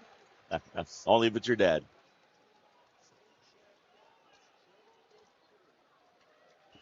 Good job, great guy. So Perrysburg adds to their total. And in Division 2, 126, Joe Curry from Lincoln Valley picks up a 7-1 win over Cardi Turkovich of Galleon. So Joe Curry was a state champ as a freshman. He was a state champ as a senior. Bookend state title. There you go. Nothing Nice. in the middle. Nothing in the middle. So still a 1-0 lead for Tyler Barnes after the blood time. But here we go. The girls on overtime. Woo! Oh, wow. Sudden victory in the girls' match. 40 seconds left. He's still riding hammer on top, trying to get a turn here. He's got that wrist rolled under. Can he get that head underneath to start cutting near fall? You got to watch that PD there. That's getting a little close, topping him on that head. Man, Tyler's Can he a suck good him rider. back? Can he suck him back? He does. He gets a 2 count, a 3 count, a 4 count. He's got him down. Comes back around with a 4-point near fall. 8 seconds left. 3, 2, 1, time. Tyler Barnes from Delta is your 126-pound champ. Good job, Tyler. Division 3 state champ. Nice job. And Layden Hines, freshman from Barnesville, gets the win in sudden victory for a state title. Way to The go girls out. 115. Senior year, way to go out. Can't get any better than that. Top of the world. Yes, sir. Emotions are flowing out of Tyler Barnes. He can't believe it. Man, I can just Believe imagine. Believe it, young man. Yes, sir. You are a state champion. The work ethic that goes in and out of that room, man, this pays off right there. Yes, sir. Showed right on his face. Really emotional. And is he going to college to wrestle, Hugo? I've not heard. I have not heard. While we got a little time here, I'd like to thank our commercial sponsors. Thank you, Kistner's Restaurant. Cabin Fever Coffee. Ray, you've had coffee there? Cabin Every Fever? morning. Nice. Every morning. Get stuff in your coffee, flavored, anything? I do not. Okay. Actually, it's either a nice hot black coffee or it's a Decaf cappuccino. peanut butter frappe with whipped cream. Okay. Is that hot or cold? It's cold. It's frozen. Oh, the frappe. Okay. It's frozen. I've never been a cold or frozen guy with That's coffee. great. Coffee flavor to me has got to be hot. We'd like to thank the Tracy family from Cabin Fever for sponsoring. Awesome. Actually, Mr. Tracy, the owner of Cabin Fever, Okay. is a state champ, I believe. From They're Ayersville? from Ayersville. Yeah, it might be. Tracy. Yep. From Ayersville. Okay. And many moons ago. Yes, Adam Tracy. Okay. His son wrestled for me. So Oh, gotcha. yeah. Another Also- again, as you go, wrestling family, giving back You're right. to the love of the sport. As is a lot of these sponsors, Absolutely. like Tomahawk Wrestling Club, Empire Wrestling Club, Streak Wrestling Club, Delta Wrestling Club, Good Guys Roofing, another Danny Asaf. Asaf. Danny Yes, sir. was a state placer for you Yes, he was. at Defiance. Absolutely. Wooden Indian Pawn and Gun Shop, and Mike and Paulina Graziani. They've been around wrestling for years. They got the daughter as state champ. So thank you, sponsors, for what you do, what you did, what you're doing, what you're going to do next year for us, we hope. All right, let's get back into wrestling. In Division 1, Alex Dankins from Parrishburg is your champion by medical forfeit. Those points were already awarded. They were added to Parrishburg's team total. So congratulations, Alex Dankins. And in the Division 1 match, we have a medical forfeit. Is that correct? What do you think I've been talking about for the last 48 seconds? Yep. I'm sorry. I'm paying attention to Mat 1. I Okay. am sparkles. Did you see the sparkles on Mat 1? I did. The coach in the corner, yes. Vanessa Oswalt. That's the coach's name. Okay. From Olentangy Orange. It looks like Vanna White. Got the sequence A on little it. bit, a little bit. I'd like to buy a vowel. There you go. All right. What do we got, D3? 3-1. You've got two-time state champ Nathan Adesano, Legacy Christian High School.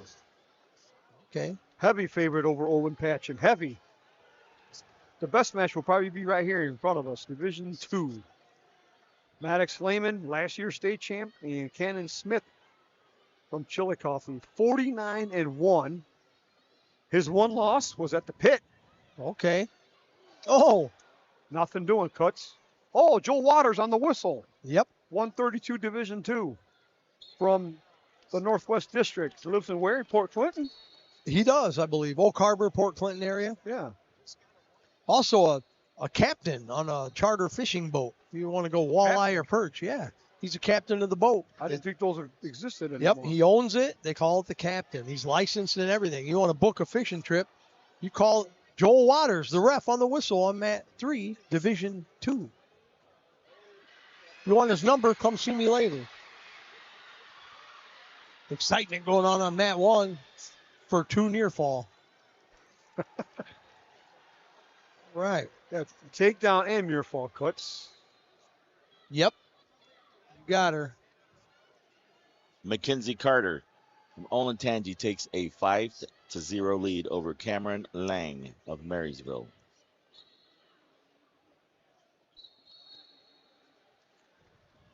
No score in the Division 2 match.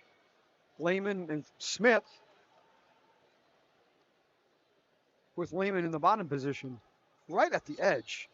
Then they go out of bounds.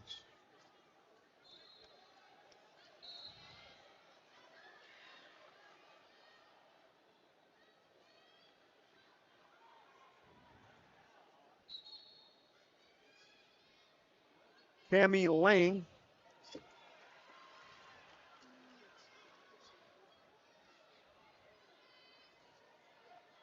From Marysville. Her dad is a 2-time state champ.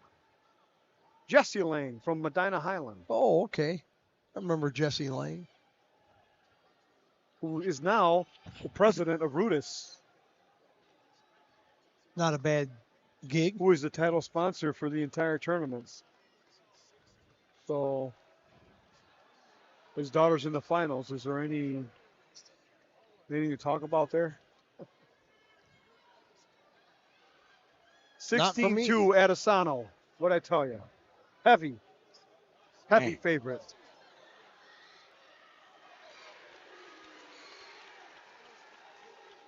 Cannon Smith in Division II. First to score, 3 near fall. That was a takedown. There's no near fall. Oh, gotcha. Takedown.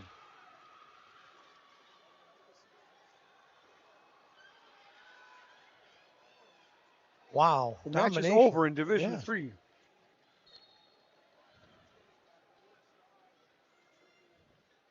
Add another state title to the resume of Nathan Adesano. He's got 3 sticking up. Is that 3-timer?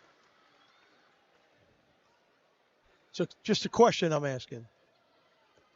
Well, he had 2 that told everybody when the first match started. Okay, everybody. Add another one. Everybody but me. So he gets 3 now. He's got 3. 3-time state champ. Hey. He was on my wavelength a second ago as I brutally interrupted a repeat situation. You know the problem? Hugo didn't get his nap this afternoon. Oh, I did not. He's a little grumpy. You know what? I did not. I tried to take one at about 3:30, but the escalator was really loud. Would not let me take a nap. Couldn't get it in. We got blood time on mat number 1 for the girls. Yep. It is actually Cammy Lang with the blood time. His dad giving her some water. Jesse wrestled at Ohio State. 3-year varsity letterman.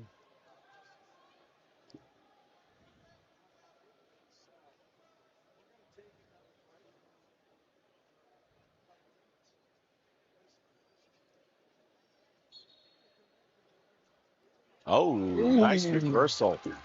Back to Division II match, Ray. Yep. Nice reversal. Right there. at the end of the period. Look. Yep. He gives up 2. That ties it up, right? That does tie it up. Going into the 3rd. He was right. Maddox Lehman, 3 from Sheridan. Cannon Smith, Chillicothe, tied up 3-3. Smith, and Smith again. There you go. That Cannon takes the down position. See if he can shoot himself up and out.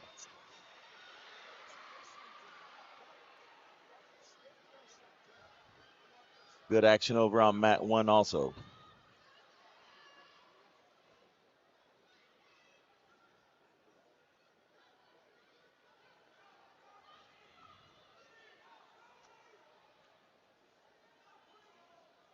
Oh, he's got a tilt. Is he getting near fall? He got a 2 count.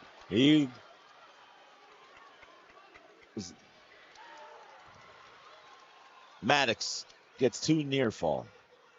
Defending state champ Maddox Lehman takes a 5-3 lead on a beautiful roll through tilt. And he's got that wrist locked up again underneath. Can he get another one? Steve Asmus, the assistant official for Mr. Waters. He's trying another one, Ray. Yeah, he's got that in deep. He's got that wrist all the way across the body. Yep. See if he can lock that tricep and come back and over. He's trying. See if he can go straight back with that. Nope. I'm not sure Chillicothe has ever had a state champion. Anybody know the answer to that one? Do not. We got a stall call on top here. Lehman with a stall call as he's working hard. 45 seconds left.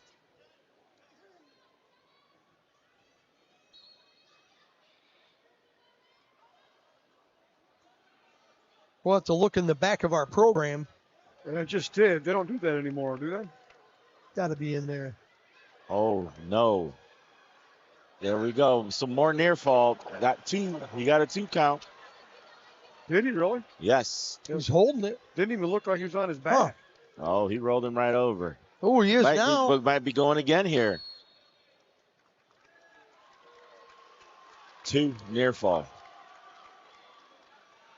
Why was there a stoppage? Did he called stalemate. He said stalemate. I think he meant Stalemate potentially that. dangerous. I don't know. Oh, It's a weird situation. He's That on was. his shoulder, and so a 7-3 lead for Lehman.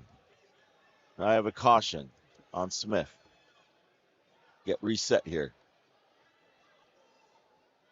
53 seconds left in the girls 120. 8-3. And we're counting some near fall over there.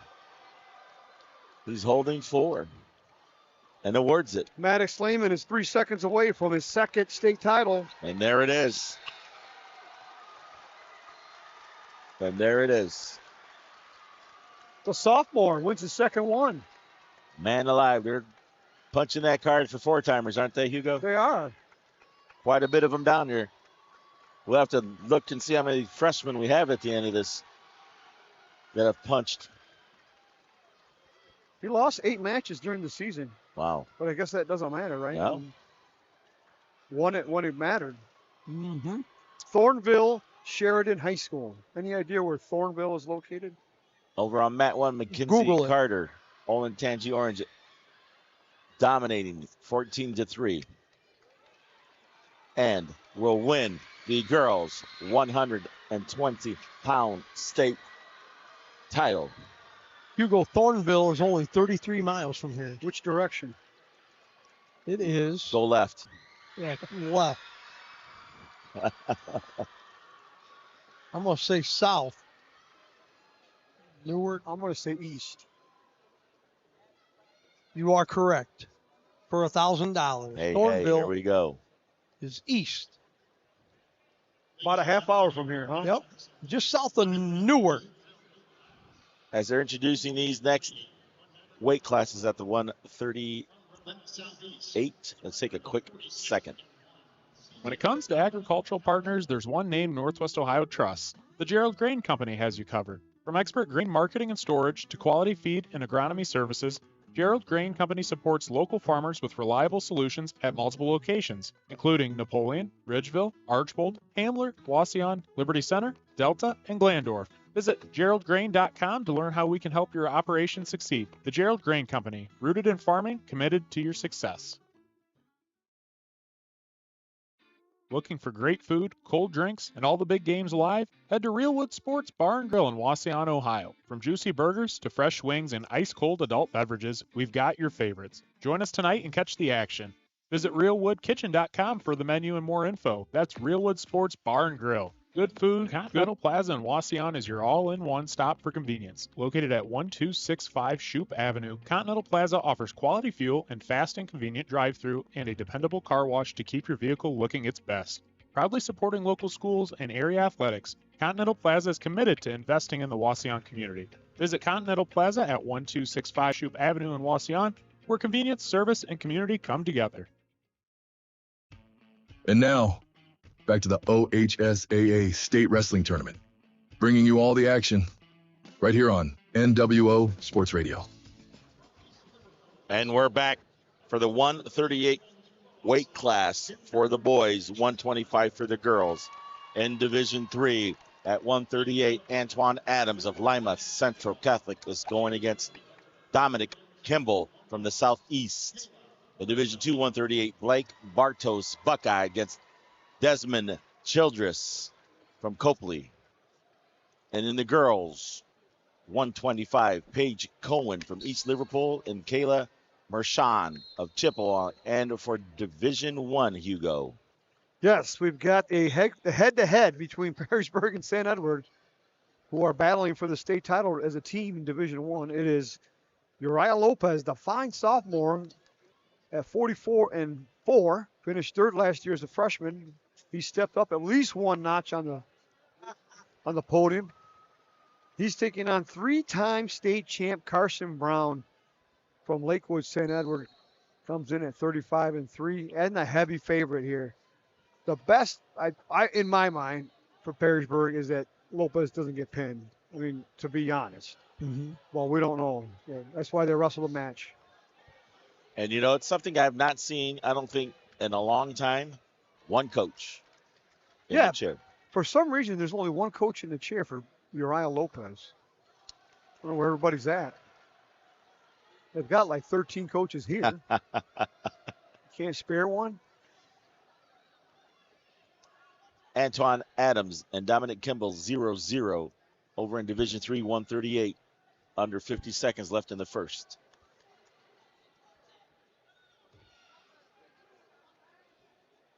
Tight wrist. One pushing on the wrist, one pushing on the head, and they're circling around the entire mat. Now they're locking up again. They won't let him back in.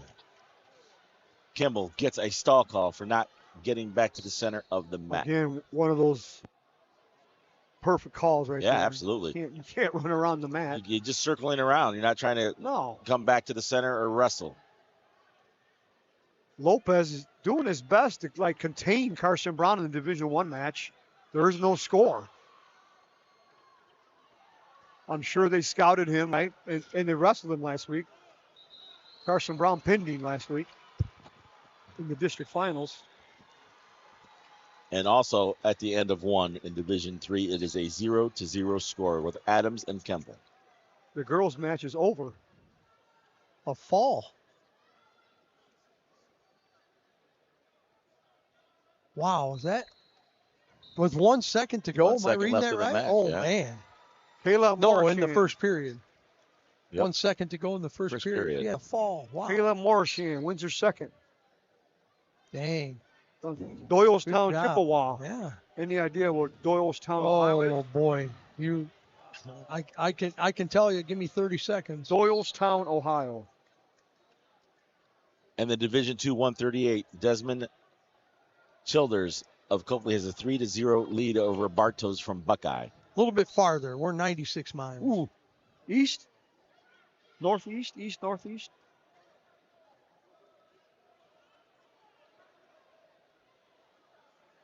We're over by Akron, northeast. Dang, you're right. Antoine Adams has a 1-0 lead. 1:20 left in the second period over Dominic Kimball out of the southeast. Uriah Lopez escapes from the bottom to begin the second period, and he's actually winning the match. I mean, we've all seen upsets, right? I mean, Can we say it can't happen? No, we can't. Here comes Whitner to sit in the chair with him. Wonder where he was at. 52 seconds left over in Mat 4, D3 138. Adams with a 1-0 lead out of Lima Central Catholic. This would be a massive upset if Lopez can pull this off. And basically probably clinch the state title for Perrysburg as a team. Working here hard over on Mat 4. Antoine Adams trying to score here. He's got the leg up and out, takes him down. Does he get the three? He does. A weird scramble in Division I.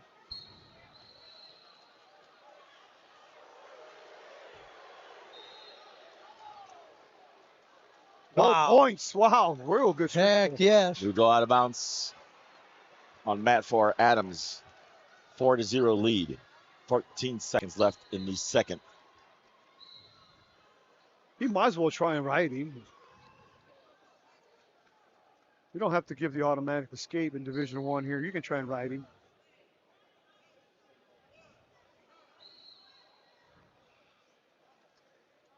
Adams will take a 4-0 lead into the third. Dang, imagine if you get some back points. He rides him out the whole time with those legs. Interesting point to make in the Division II matchup. Blake Bartos' record is listed as 27-0. He actually lost in the first round of the Ironman this year. So I don't know why they don't count that, but whatever. I've learned that from Buxman. Okay. Josh Lowe told me that. 1:40 left. He doesn't Third understand period. why they don't count that loss. As like the whole tournament in Ironman, you get Antoine Adams Or up just 4-0 against Dominic Kimball of the South. Lost in the first round. That's all Buxman told me. He should be 27-1. With the lift and the return. for another takedown. Antoine Adams, a 7-0 lead. 1:18 left in the third. I can't figure out if Carson Brown is not wrestling well or he's just like, well, Lopez is wrestling that well. I can't figure it out. Because last week, Carson Brown pinned him in the first period. Lopez is still in control, but he's in a little bit of trouble.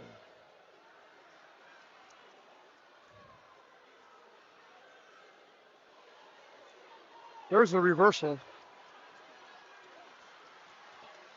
And Lopez is on his back.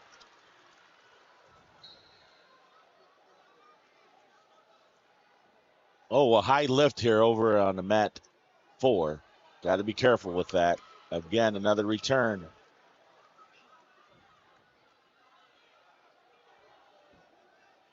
Antoine Adams in complete control. 7-0, 48 seconds left in the match. And just lift, return, lift, return. Getting him a little high. Got to be careful with that when they're out of bounds. 39 seconds left. Just 26 seconds left in Division 1. It is now 6-1, Carson Brown. 52 seconds left in Division 2. Childress with a 7-0 lead over Blake Bartos of Buckeye. That's incorrect.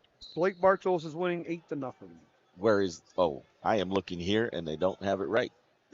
Is that correct? Look at the, yeah, there it is. Now it's right. Clearly Blake Bartos in the lead. Carson Brown can smell that 4th state title.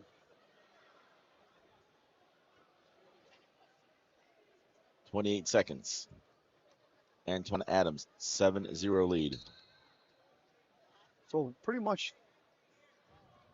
decisive victories on all 4 mats. Yes, sir. In this weight class. Carson Brown has just decision Uriah Lopez 6-1 to win his 4th straight title.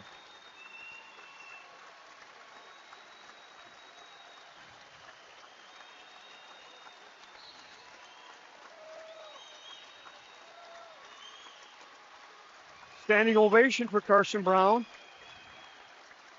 Normally the announcer says something about it. He's new. He's a new guy. Yeah. Give him a break. Give him a break.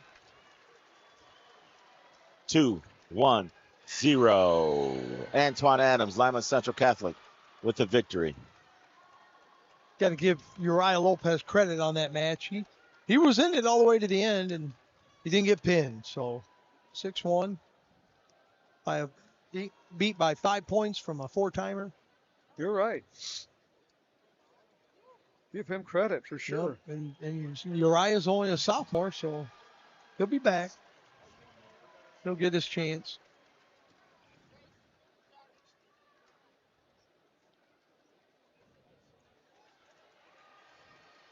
As we move on to the 144. We'll be right back after this commercial. For 26 years, Burkholder Taxidermy has been Northwest Ohio's trusted full-service taxidermist. From game heads to lifelike mounts, we provide exceptional quality and craftsmanship. Preserve your memories with Burkholder Taxidermy, where experience meets excellence. Located at 19331 Buckskin Road, Defiance, Ohio. Give them a call at 419-782-9538. Check out the Liberty Center Wrestling Club. Wrestlers of all experience levels can learn the fundamentals of the sport while developing toughness, work ethic, and teamwork. With dedicated coaches and a strong wrestling tradition, the Liberty Center Wrestling Club is a great place for athletes to grow both on and off the mat. Join the tradition and get on the mat with the Liberty Center Wrestling Club. The Liberty Center Wrestling Club says good luck to the Liberty Center wrestlers down at State. Champions aren't born, they're built. At Tomahawk Wrestling Club in Wauseon, we're shaping the next generation of wrestlers with year-round training for kids in grades K through 6. Led by Wauseon varsity wrestling coach Mike Ritter, our program focuses on fundamentals, technique, and mental toughness in a fun and competitive environment. Get your young wrestler on the path to success. Contact us today and join the Tomahawk tradition. Champions are built in the practice room, and that's exactly what you'll find at Delta Wrestling Club. With dedicated coaching and competitive training, wrestlers can develop the skills and confidence needed to succeed on the mat. Get stronger, get faster, get better with Delta Wrestling Club. Delta Wrestling Club wishes all Delta wrestlers good luck at State. Take your wrestling to the next level with Streak Wrestling Club. Our experienced coaches help wrestlers of all ages sharpen technique, build strength, and compete at their best. Train year-round, improve your skills, and join a team committed to success on and off the mat. Push harder, wrestle smarter, rise with Streak Wrestling Club. Streak Wrestling Club wishes all Archbold wrestlers good luck down at state. Take your wrestling to the next level with Empire Wrestling Club in Wauseon. Empire offers high-level coaching, competitive training, and a place for wrestlers to sharpen their skills year-round. Whether you're looking to improve technique, build strength, or compete at a higher level, Empire Wrestling Club is committed to helping athletes reach their full potential. The Continental Plaza in Wauseon is your all-in-one stop for convenience. Located at 1265 Shoup Avenue, Continental Plaza offers quality fuel and fast and convenient drive-thru and a dependable car wash to keep your vehicle looking its best. Proudly supporting local schools and area athletics, Continental Plaza is committed to investing in the Wauseon community. Visit Continental Plaza at 1265 Shoup Avenue in Wauseon, where convenience, service, and community come together. And now, back to the OHSAA State Wrestling Tournament, bringing you all the action right here on NWO Sports Radio. Here we go, 144 pounds. I got my eye on the Division I championship match. Oregon Clay's Garrison Weisner taking on Mason Rohr from Massillon Perry, and he's in on a single leg. He's got Mason on one leg, grabs his ankle, trying to keep him in bounds, jumps on him. Looks like he had it. Over on mat 4. They give it to him. Lima Central Catholic has gone back-to-back for state champions. Jordan Neal has just got the 39-second fall. 39-second fall. Oh, yeah. Green. The Jewel. Nope. Gerald Green, pin sponsor. Green, pin sponsor. Garrison Weisner with the opening takedown. Congratulations, Jordan Neal, Lima Central Catholic. Didn't waste any time. Locked up a cradle, put it tight, put him to his back, and away we go. Wow, I guess. 39-second fall. Hugo, I like the way Garrett came out with authority right off of the whistle. Worked hard for that takedown, and he got it. For sure. Then over on the girls' match, Carolyn Geckler has her opponent, Eleanor Waters on Polking, out of Oak Hills, on her back, looking for a fall. And working, and working.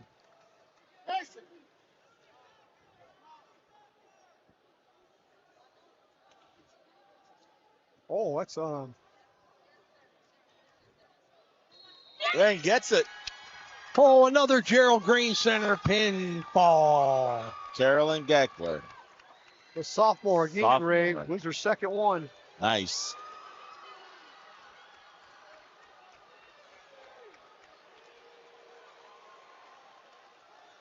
We'll go back to D1 here.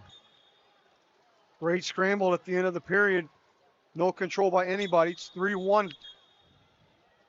Weisner as we go to Burkholder Taxidermy. Second period. Second period. Thank you, Josh Burkholder, for your sponsorship. And flipping the disc and making the call, 5th district official, Mr. Brian Seiler. Assisted by Rob Jennings. Wonder how many trips is this Brian's fifth? Fourth? Fifth? Fifth one. All right. Representing our Northwest area. Bray, are you still a registered official? I am still there. Nice. You still got your license. I know you're switched over to the coaching chair, helping out D5. So, just trying to keep up with Hugo and all the rules. You'll get there. Not in this lifetime. You'll get there. The knowledge that comes out of Hugo Barajas in those meetings is unbelievable. Hey, I appreciate that, Ray. PowerPoints, papers, videos, quizzes, all kinds of. He keeps us on our toes. Where do you think he gets all that information? From you. From me. Yeah. Oh. I do all of his work. Boots. Baby cuts. Yeah. They call him baby cuts. Baby cuts. We need to get him down here to the shot and no strikes. That would be awesome. Weisner with the escape. 4-1 Weisner. $1:20 left in the second period. In your Division II 144, going into the second period, Anthony Oscar of Clear Fork with a 5-0 lead over Garrison gets Casey hit for stalling Blake. for backing out of the mat. He's in, kind of on a single leg. Roar fights him off. Don't back up. Ooh, man. I guess he's going with the action call, right? Wants injury time. Who does? Garrett. For what? I'm not sure. No, he's fixing his Oh, headgear. Headgear came off. He's tucking his hair in. Garrison with the black filet singlet with the yellow bars down the sides. Got the green shoes on. Look like the old school wrestling shoes, don't they, Ray? Absolutely. The Asics. The Asics. Are they Asics or are they Adidas? Look like Asics. They look like Asics. You are right.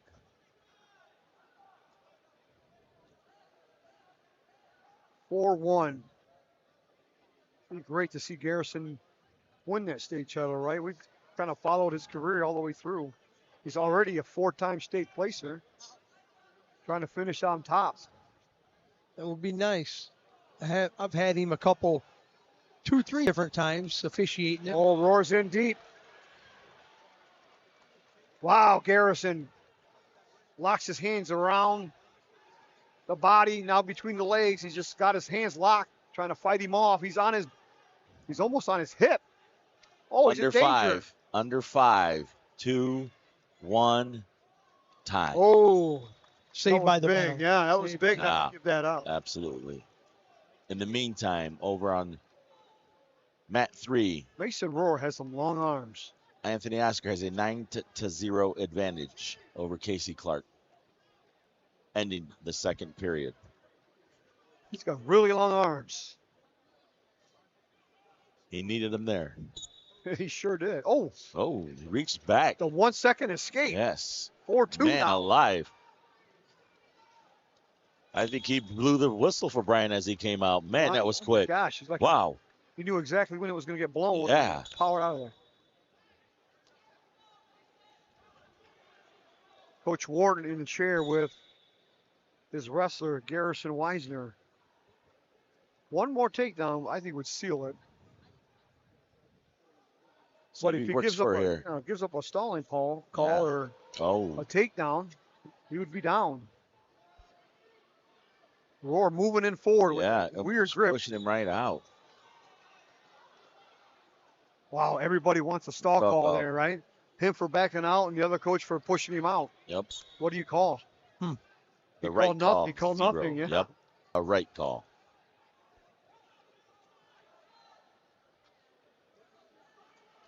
$1:15 left in the match for you, Hugo. Oh, they're getting for stalling. It's 4-3 now. Kind of a weird time to call it. No action. But he wasn't Maybe doing no it. action, yep. Now he's going forward. Don't push him out.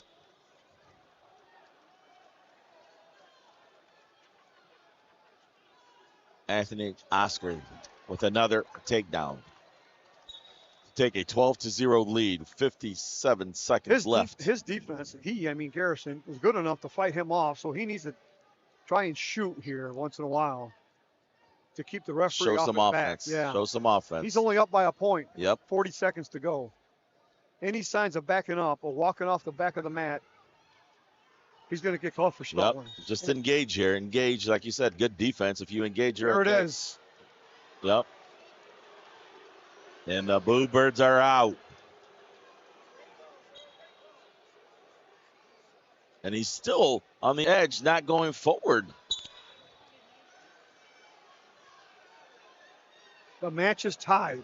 18 seconds left. Garrison's winded, but dude, you're going to get hit again. He's taking his time getting to the back center also. He has to score now if he wants Yeah. to win. He can't rely on like the defense and hoping. Right. Two great calls. We're going to go see sudden victory here. Yep. And over in Division II, 144, Anthony Oscar of Clear Fork is your state champ with a 12-1 victory. You're right, Coach. He might be gassed. This would be a good time to fake an injury. Catch his breath because he's winded. Roar's got fresh lungs right here. I feel it. Oh, they double both shot at the same yeah. time. How they not bump heads? Oh, he's going for a hip toss. Doesn't get it.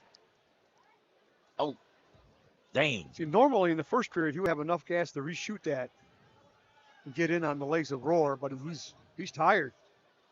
And That's pushes got to him be out. stalling. And he gets the first call. Great call. Wow. Great officiating by Brian Seiler this match. Wow.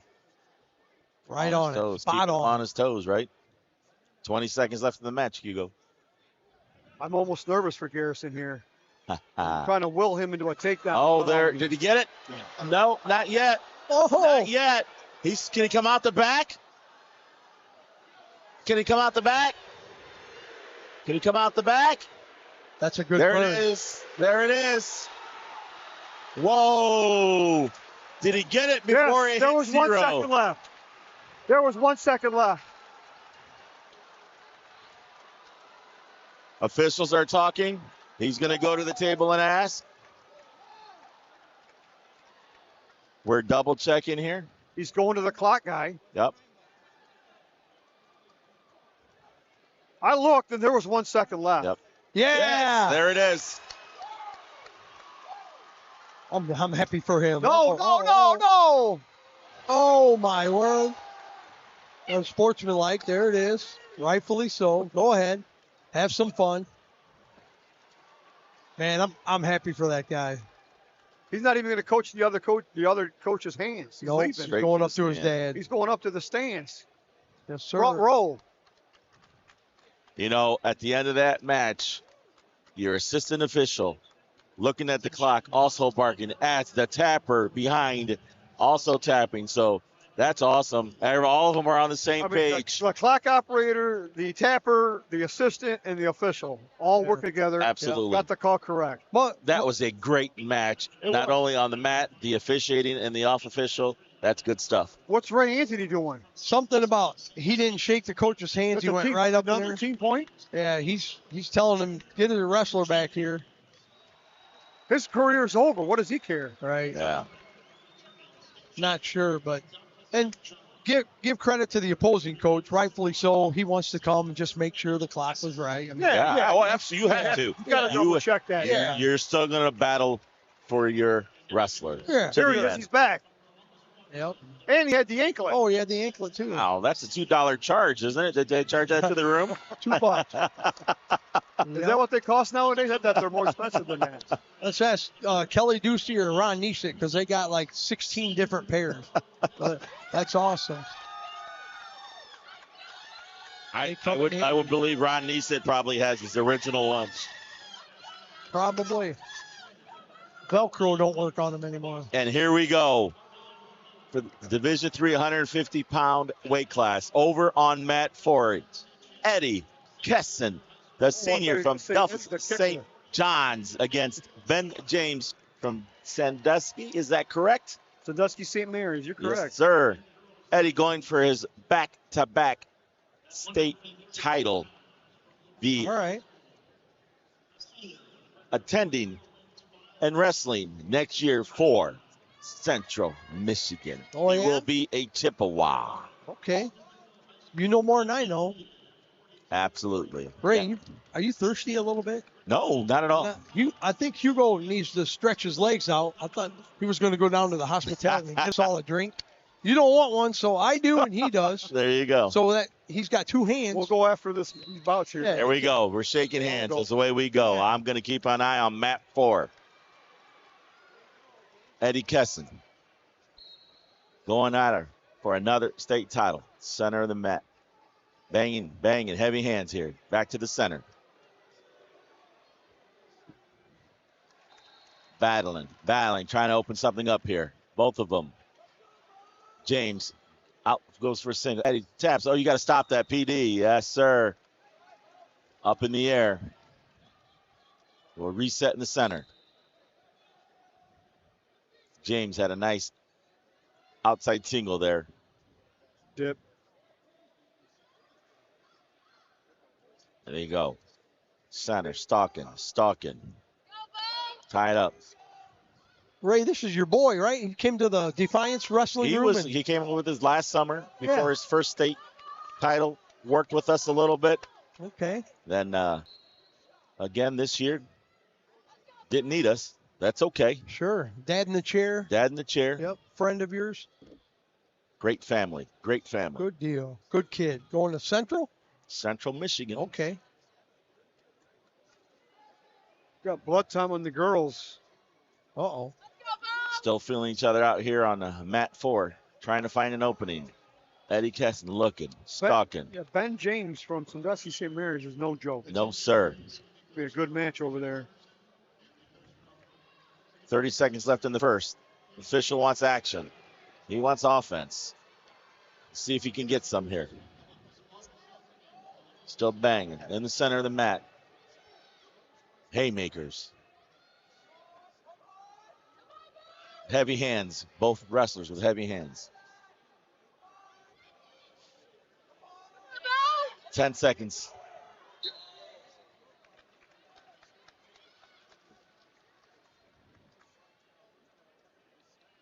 And that's the end of 1.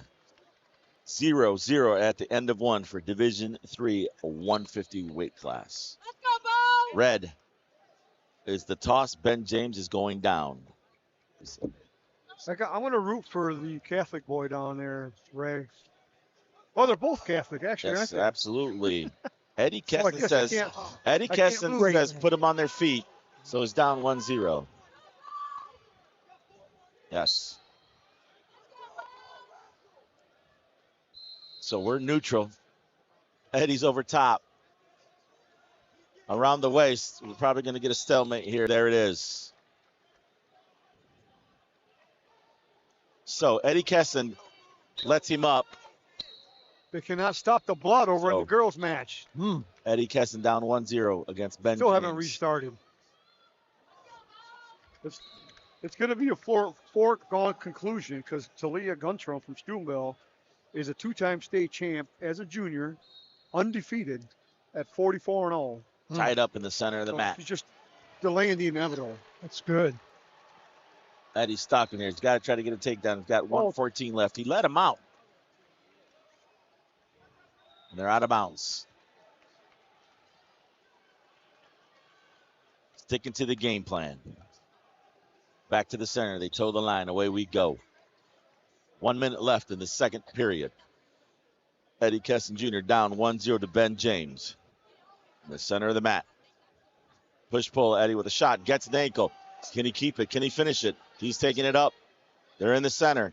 Nowhere to run, nowhere to hide. Eddie needs to see if he can finish this. Try to cover here. Bring him back to the middle. Gets to the ankle. Up high with the knee.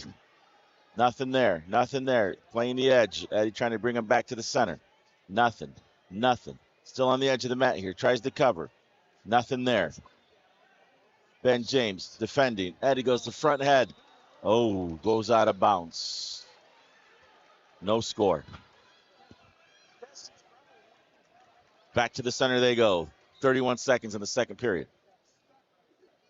A nice shot by Eddie Kesson. Just couldn't quite finish it on the edge of the mat.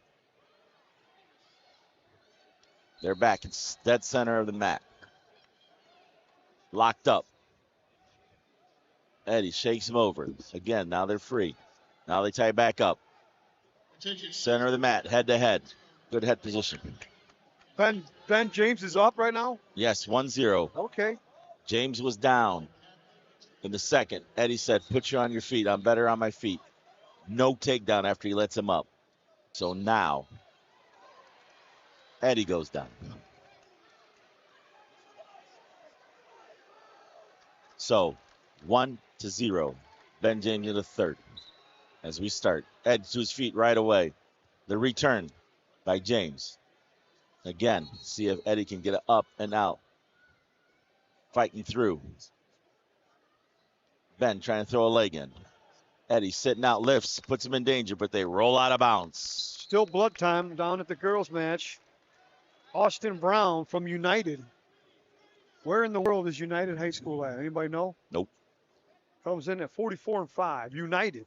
Eddie Kesson gets reset on the What bottom. the heck is United High School? James mounts. Oh, caution. Eddie jumped the gun a little bit on that sit-out, trying to get the reversal. It's 123 miles from here. Again, getting reset. Eddie. What's the town? Trying to get up.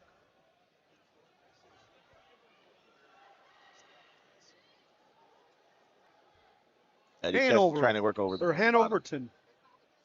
Hanoverton, Ohio. Eddie to his feet. James back down. 1:28 left in the third period. Southeast of Alliance, east of Minerva. Wow, that's far. Way out there.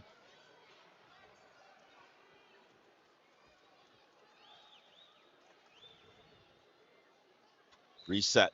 Eddie back to his feet right away. Trying to turn and face. Can't quite get there. No separation. James with a nice job writing him out. They go out of bounds, so we're going to get reset. 122. Eddie doing a great job coming up to his feet. Just cannot get away from that tight waist from Ben James.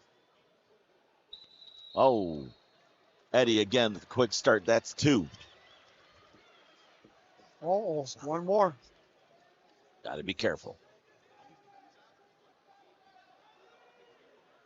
One more, and he's going to cost him a point.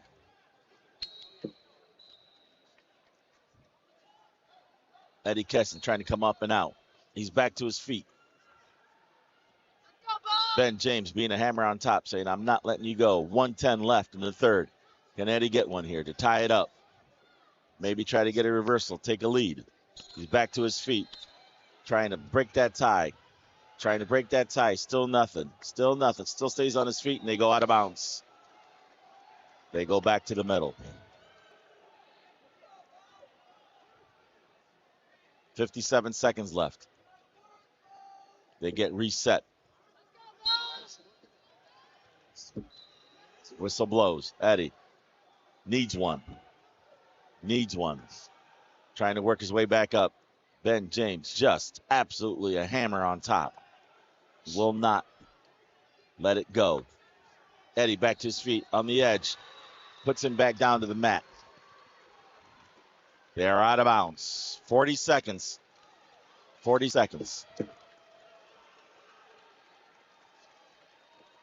Here's where you need that grit, Boots. 40 seconds left. Grit. Down 1-0. Gets reset. Back up. See if he can get off. James drops to the single leg. Lifts it up. Kicks him down. Hanging onto that ankle.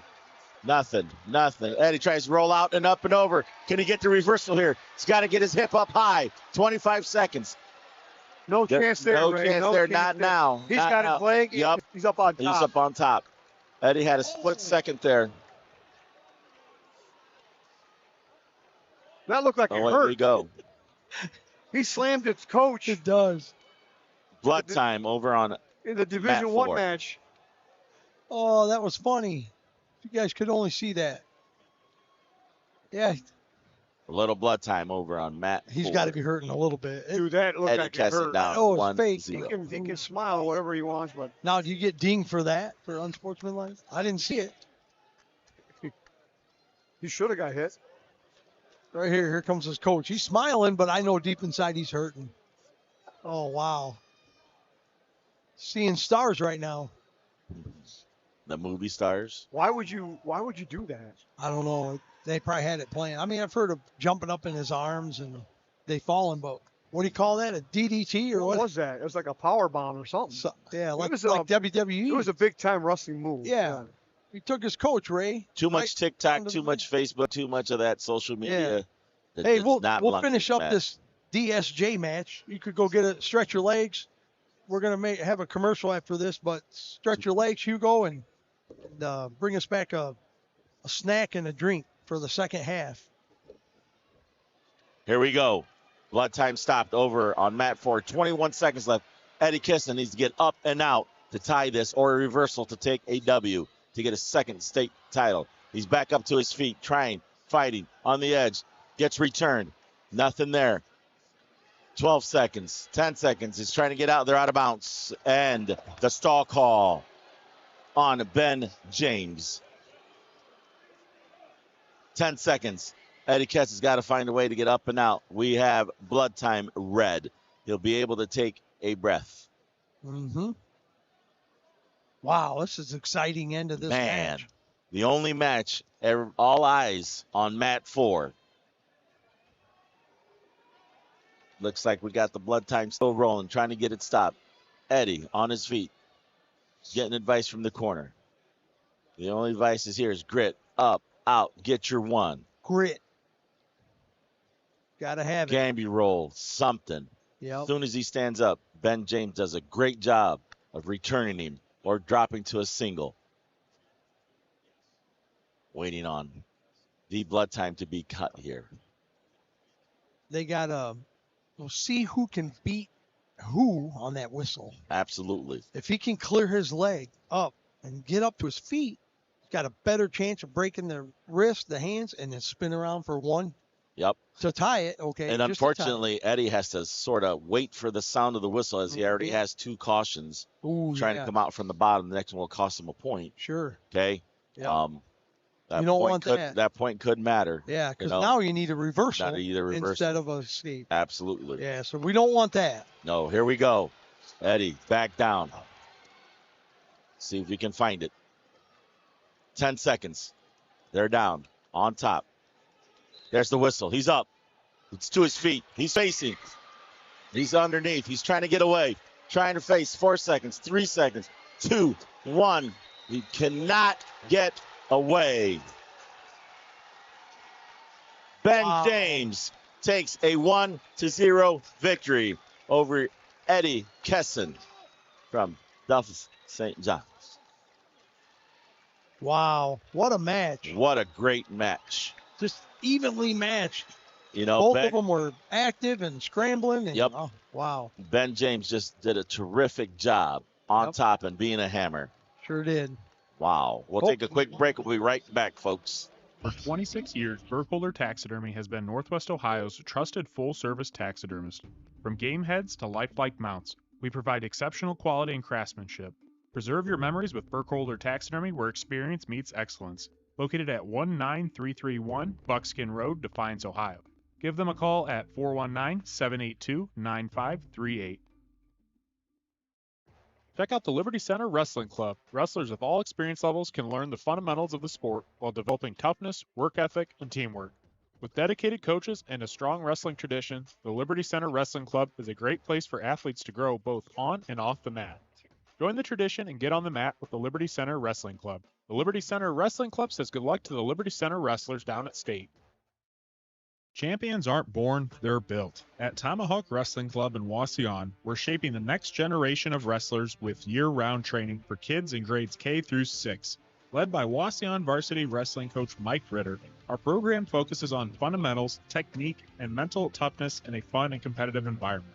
Get your young wrestler on the path to success. Contact us today and join the Tomahawk tradition.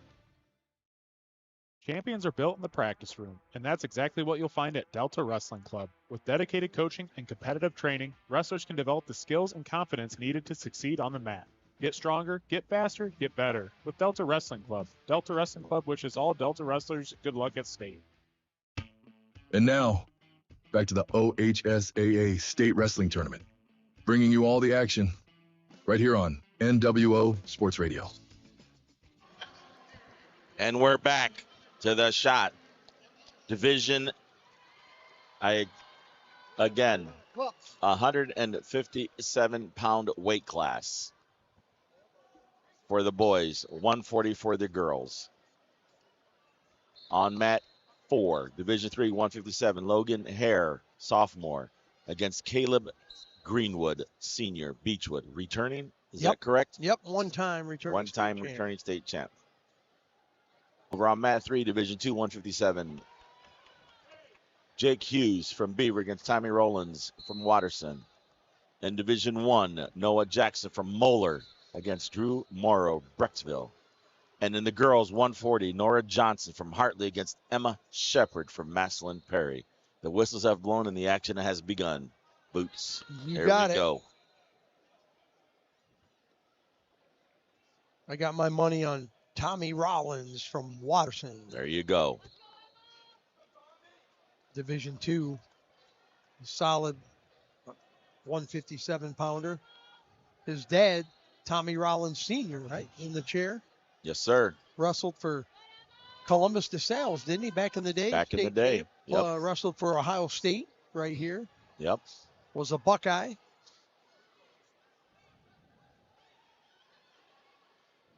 Was a Buckeye, but looks pretty good in that maze. That yellow shirt. Yeah. Ooh. Over in Division One.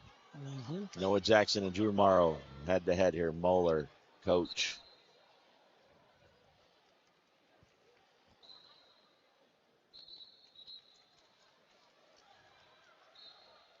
Action all over the place. Still 0-0 across the board, except for the girls. Emma Shepard has a 1-0 advantage over Nora Johnson.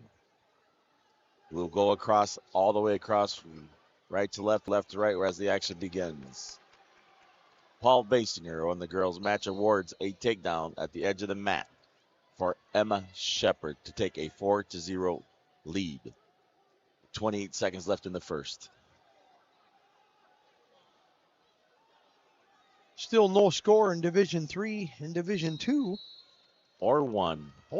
Yeah. And they all come to the end of the period almost equally. Yeah, almost How odd is that? simultaneously. Yep. So 157, D1, D2, D3, 0-0 are the scores across the board.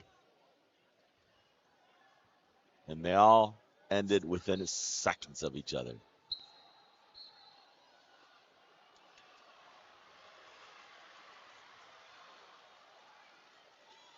Nora Johnson scores a takedown and an escape and has tied the match over on mat 1. So we're tied 4-4 at the end of 1. They start second period tied 4-4.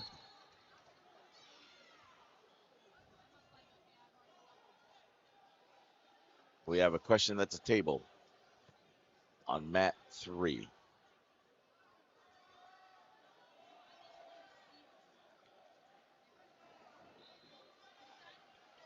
Over on mat 4, Caleb Greenwood has a 4-0 advantage over Logan Hare.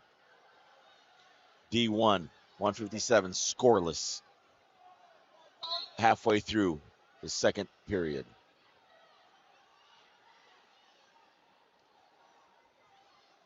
Action all over. Podium awaits the champions at the 157 weight class.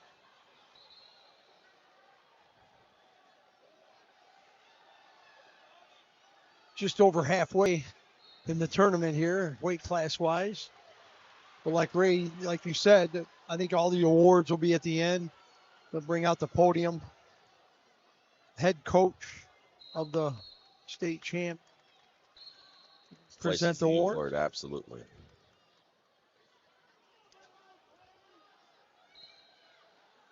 And over on mat 1, after a 4-0 Emma Shepard lead, Nora Johnson has taken a 7-4 lead with 40 seconds left in period 2.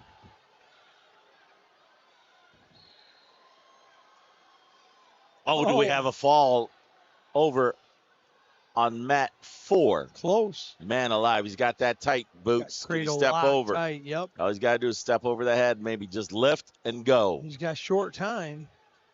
Caleb Greenwood looking for the fall.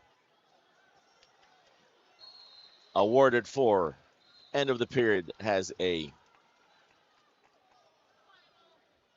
we're waiting, a 7-1, 11-1 lead going into the third.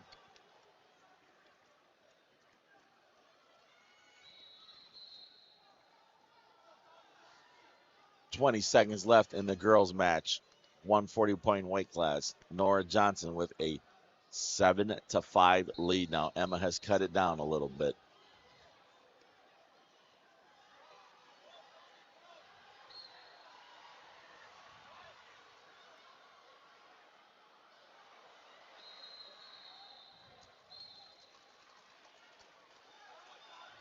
couple more weight classes, Ray, and then we'll be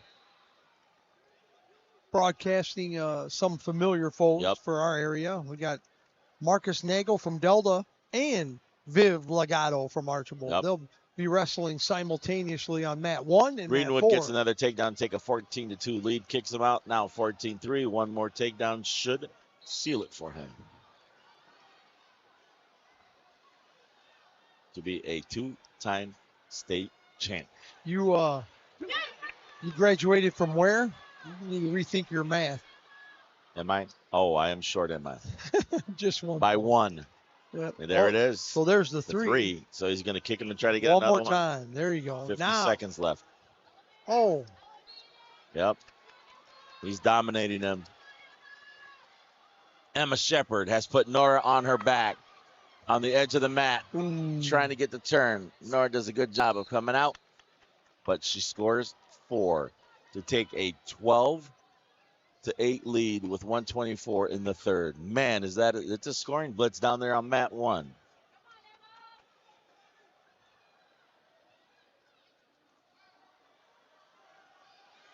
Cole Greenwood is in deep. Can he finish it? He needs to cover, come out and come over, get the 3. Can he get it? Can he get it? He does. There it is, tech fall. So Caleb Greenwood from Beechwood, Tech Falls, Logan Hare, 20-4, became a 2-time state champ. Good way to end your senior year.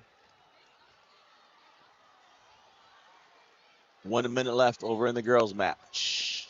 Emma Shepard with a 12-9 lead over Nora Johnson, under 50. Over in Division 1, Noah Jackson from Muller has a 4-1 lead over Drew Morrow from Brecksville.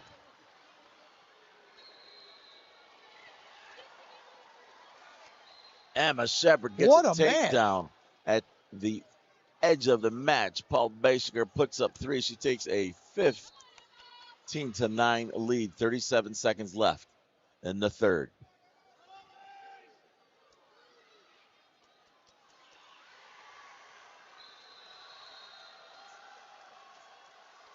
There you have it.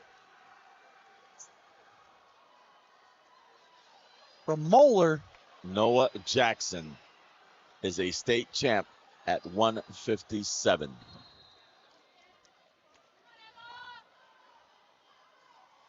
And in Division 2, Jake Hughes, Tommy Rollins tied 1-1 with 12 seconds left. They're in overtime. They are in sudden victory. They're in sudden victory. Time is running low.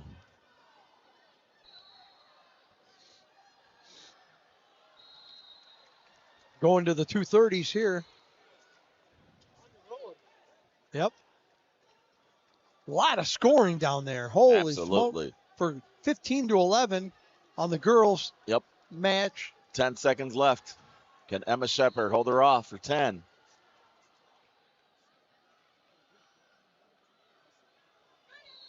Ooh, they go out of bounds. Emma almost had another one. Back to the center. 4 seconds away from a state title for Emma Shepard.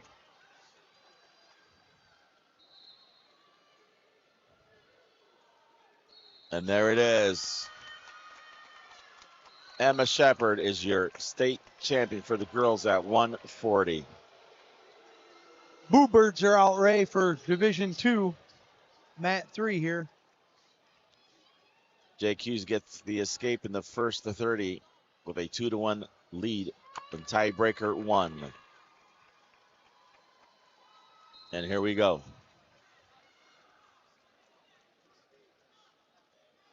Tommy Rollins will go down. Down 2-1. 30 seconds. See if we can get up and out to tie it up and then get a takedown. Wrestle all 30, Boots. That's right. Get that grit. Oh. Is he going to get? Is he going to get? Is he going to get? Got him in danger yet? Not yet. Looking for maybe a fall there? Nope. Nope. No count. 9 seconds, 8 seconds. He's got to try to keep him in. 3, 2, 1. Time has run out. Wow. What a match. Couldn't get out. No, sir.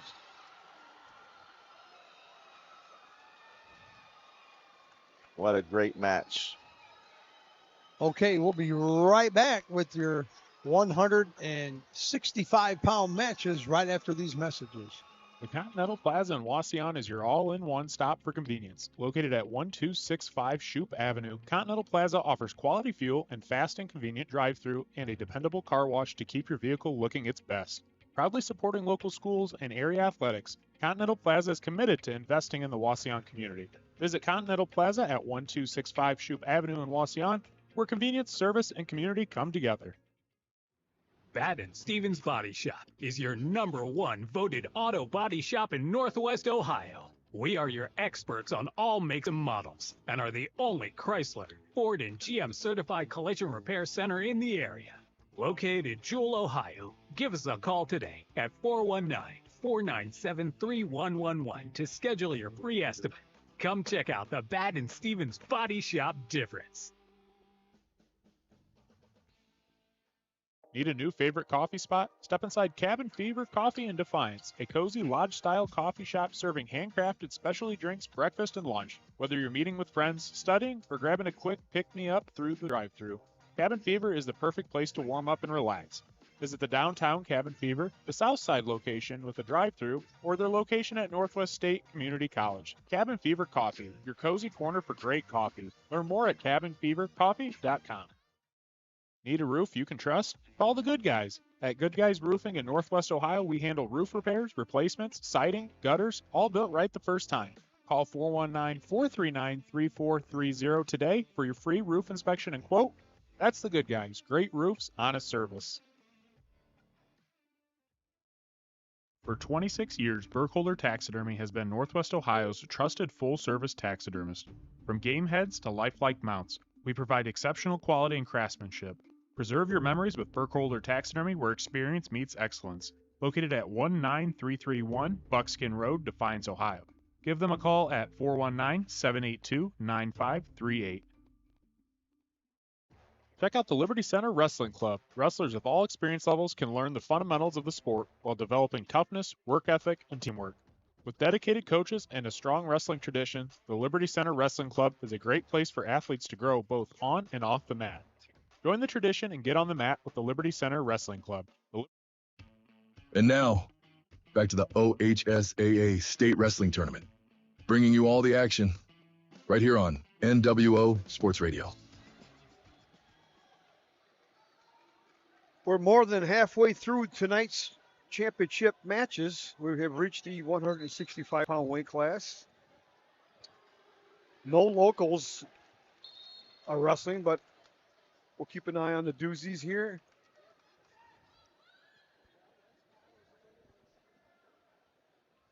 Get an update on the team race. Have you seen one lately, Kutz? I have not. Right there. Graham Local, 139. Lake Catholic, 85. And Delta's in third. Tied for third. You're all right. And they got Marcus Nagel coming up. Be a top 5 finish for Delta, no doubt.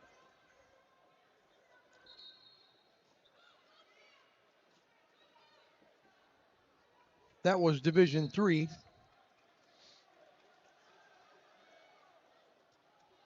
Girls, Maslin Perry in the lead. Harrison in second. Olentangy Orange, your defending state champs as a team, they're in third. They're only down 13 points. They're going to get knocked off. There's no way it's good. Archibald's in fifth. Nice.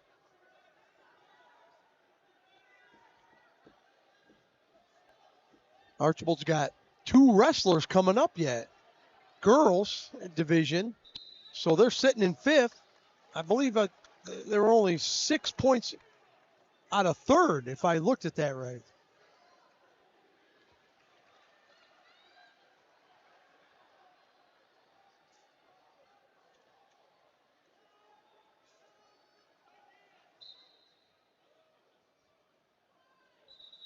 See if we can catch the D1 team scores.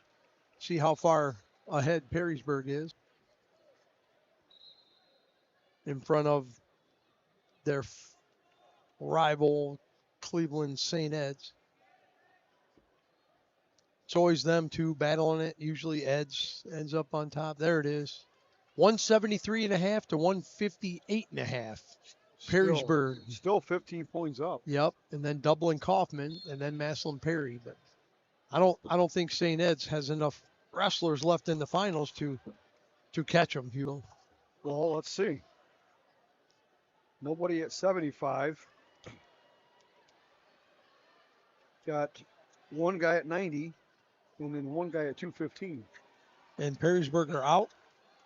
Perrysburg is out of finalists. So I think the most they can score will be 10 or 12. You can get 6 points for a fall in the, let's see. I have to go to our guru, Kenny Bumgardner, see how many advancements, points, and all that good stuff you get. I'm not familiar with how many you bring with you if you win the finals.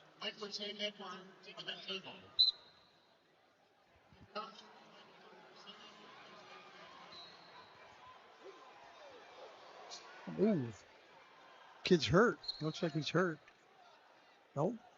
He looked like he was hurt. You're right. Yeah, he's like. I feel like Perrysburg has won it. Unofficial. Mm-hmm. Very unofficial.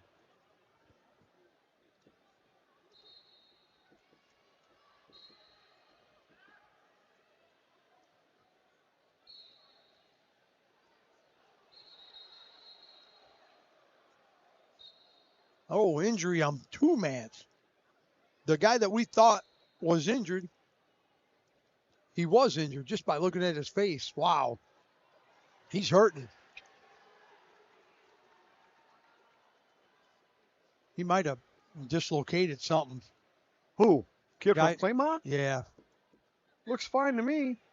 Look, he's in agony. Is it his hip? Something with his leg, I think. Trainers and doctors are right there. They're calling the match. Yeah, he's done. He did something.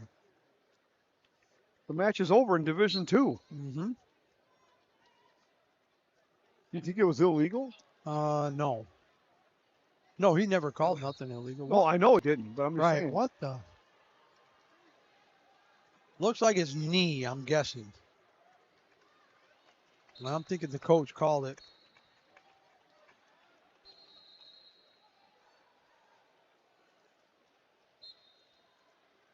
They're going over to the training room. Oh, on his back. Giving him a ride on his back. Why is he holding his nose? Camden Stout got hurt from Claymont, so he's going to lose. Joel Welch in Division 2 is going to be your champion from Columbus DeSales. Not the way you wanted to win, but hey, regardless, you're a state champ.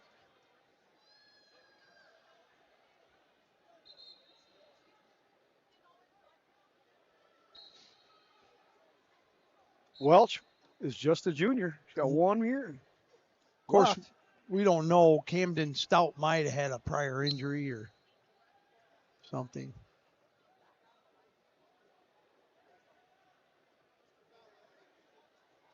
Wow, breaking news. Kurt Herbstreit might be his last year of doing college game day. Said this is his last year. We'll see. Fake news, Hugo? Actually, I heard that like months ago. Okay. Oh, Matt won the girls division. We got someone on their back. I can't tell. They're both in red, white, and black. Can't tell the ankle bands.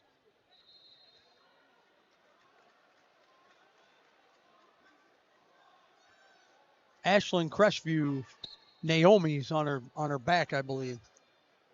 Got a big old A on the back of her That's Jonathan singlet. Alder. Okay.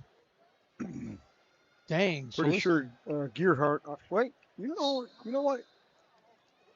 Probably is Gearhart. I'm not sure, but these near fall points are going to win her the match by 1 point. Right there, look, 4. 4 red. Wow. So Ashlyn Crestview, Naomi Gearhart did 4 near fall at the end of the third period to win it. Nice.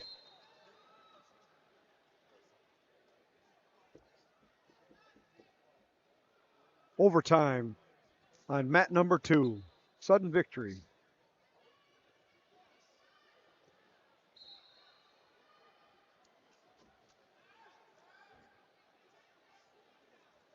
We have a update on the Wolverine-Purdue basketball game. Yeah, it's been over for 3 hours. Yeah. That's the update. Let's hear the score.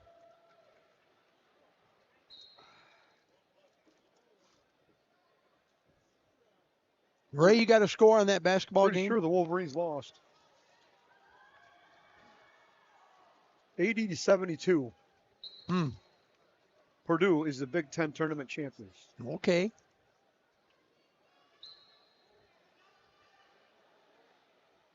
Better that Michigan loses now than next week, right? Is it next week or 2 weeks away?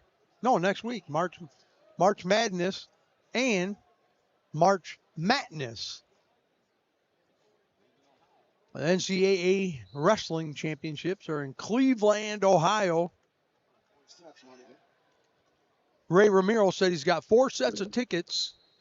For sale, cheap. Yeah, he got to wash his car 4 times, and they're yours. Hey, take it to Continental Plaza and wash your car, yeah. Beav will wash it for 3 sets of tickets. There you go. Oh, yeah. If I buy you 4 sets for Cleveland, my house is on the 3rd mortgage. Exactly. There you go. That's why we're watching it in my basement. There you go. None of us can afford that. It's insane. It's $1,000 or something. I saw him for $500 for all sessions. Still. I got an idea, guys.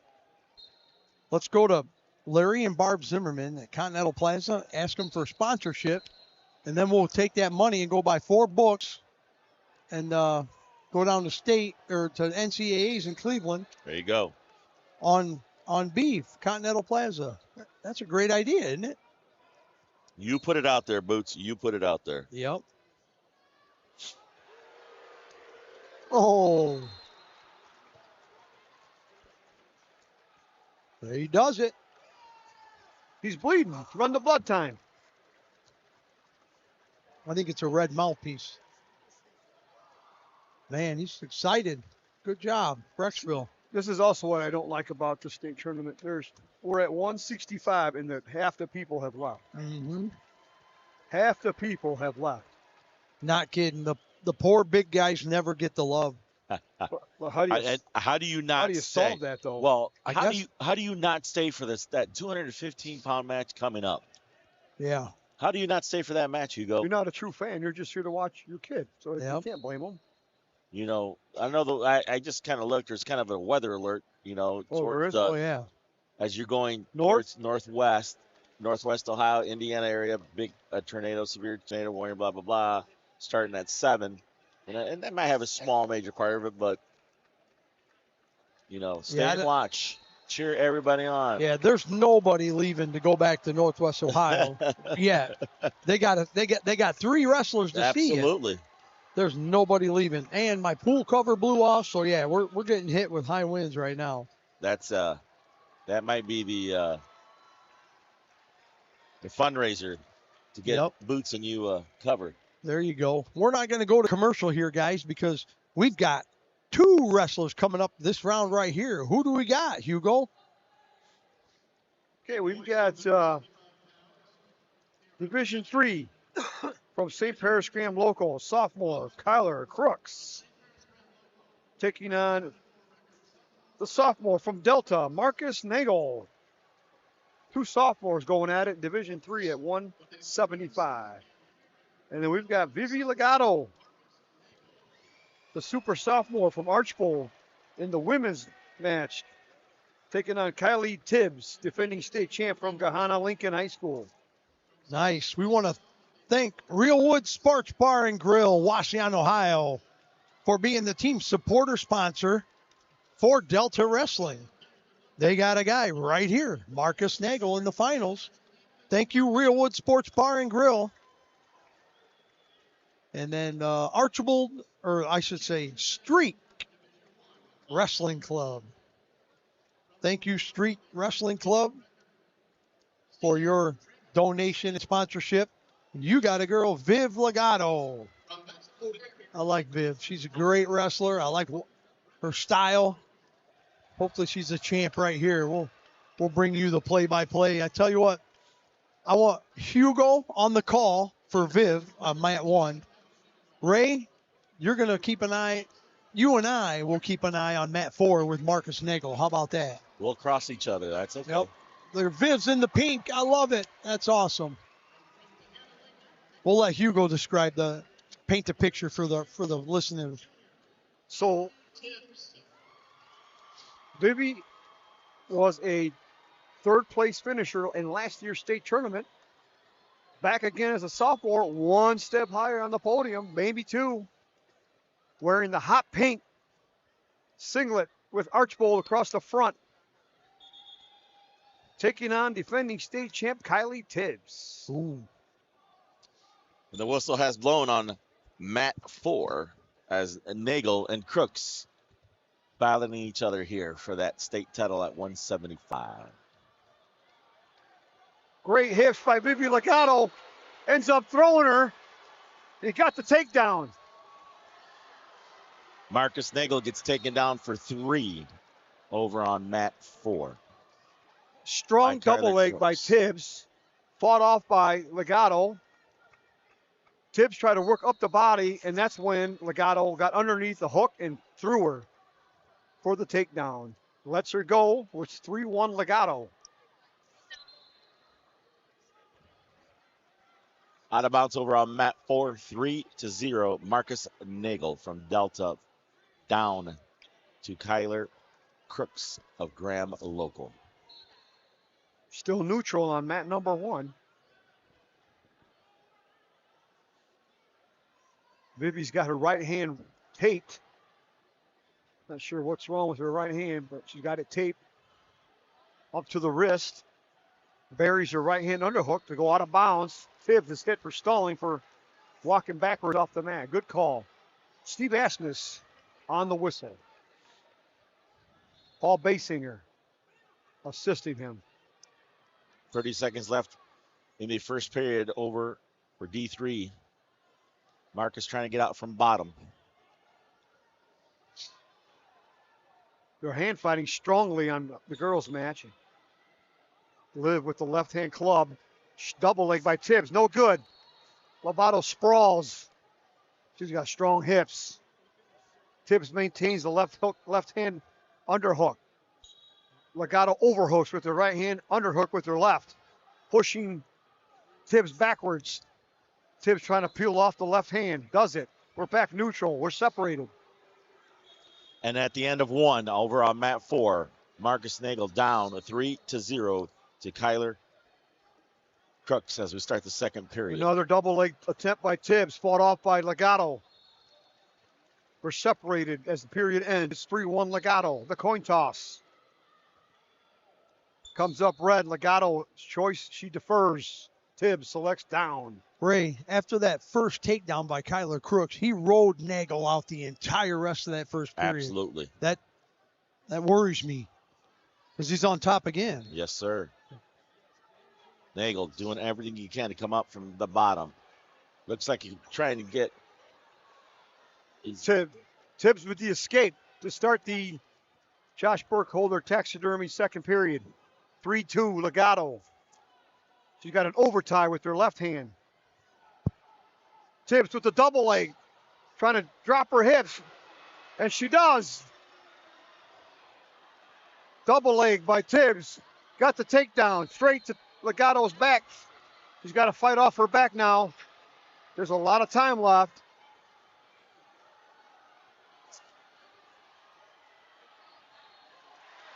And Tibbs gets the fall. Legato cannot fight her off. What a great... Nagel gets out from the bottom finally. 50 seconds left in the second period to score 1, down 3-1. 40 seconds left in the second period. Crook in deep for another single. Edge of the mat wrestling here. Marcus fighting him off. See if he can come up and score from the other side. Got the hook in. We're out of bounds. We'll reset to the center. Maybe 27 seconds left. Moves up one more notch on the podium. So third as a freshman, second as a sophomore. Well, then we'll see for junior, senior year, right? So we restart over here. 22 seconds left. Nagel down 3-1. That's a powerful double leg that Tibbs was displaying. She fought it off Three times, and then that time, wow, she was in deep. She got too deep and couldn't fight her off. Yep. With that tight double leg, she couldn't go anywhere but her back. She tried to belly out the last minute, but couldn't do it. Come on, Marcus. What do we got, Ray? Hey, end of 2. Marcus down 3-1.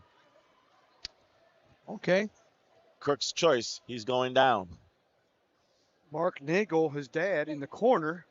White dress shirt and looks like a dark, I don't know what color tie that is. What would you say? I'm saying it's probably green. Dark green, yeah. Forest green, dark green.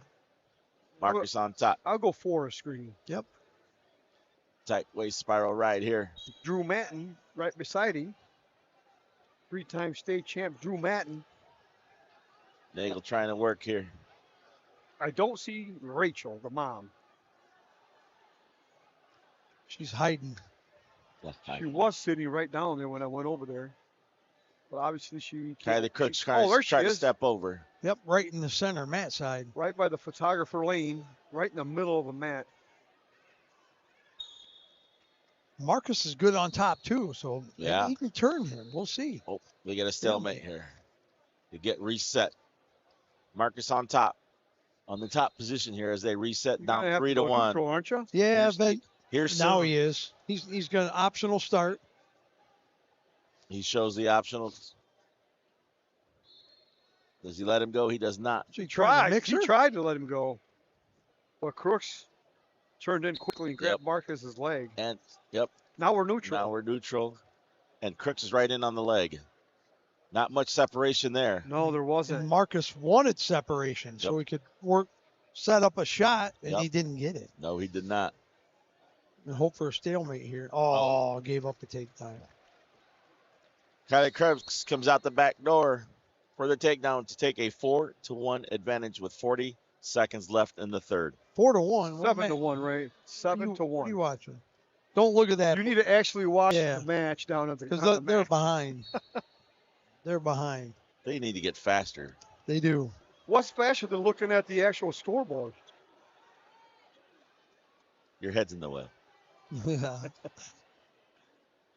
20 seconds left. Nagel down 7-1. Does he get the escape? He does. 7-2. 15 seconds left. Out of bounds. Reset in the center. Well, last year he didn't even get the wrestle in the postseason, so. Oh, yeah. Yep, hurt. Now he's in the state finals as a sophomore. Yes. Shoot, yes. That's good. Absolutely. As time ticks down, he does score a takedown. He did score. Yep. Final 7-5. Kyler Crooks, Graham local, your champion, Division III, 175. It's not a big deal right now because the match is over and blah, blah, blah. But the lack of separation on the escape call changed the match. Absolutely.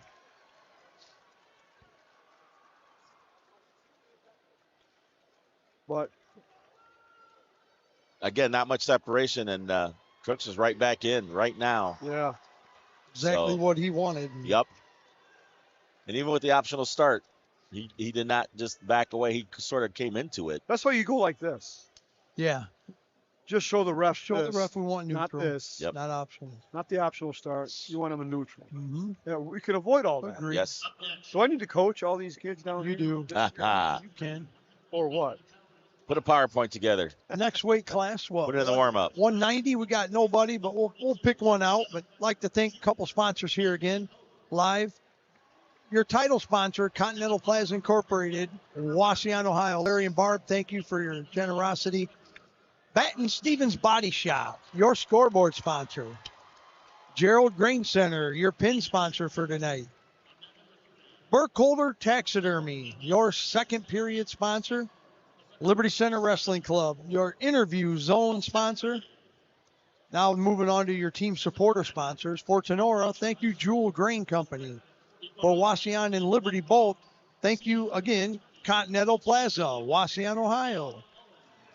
And for your Delta team supporter sponsor, Real Wood Sports Bar and Grill, Wauseon, Ohio.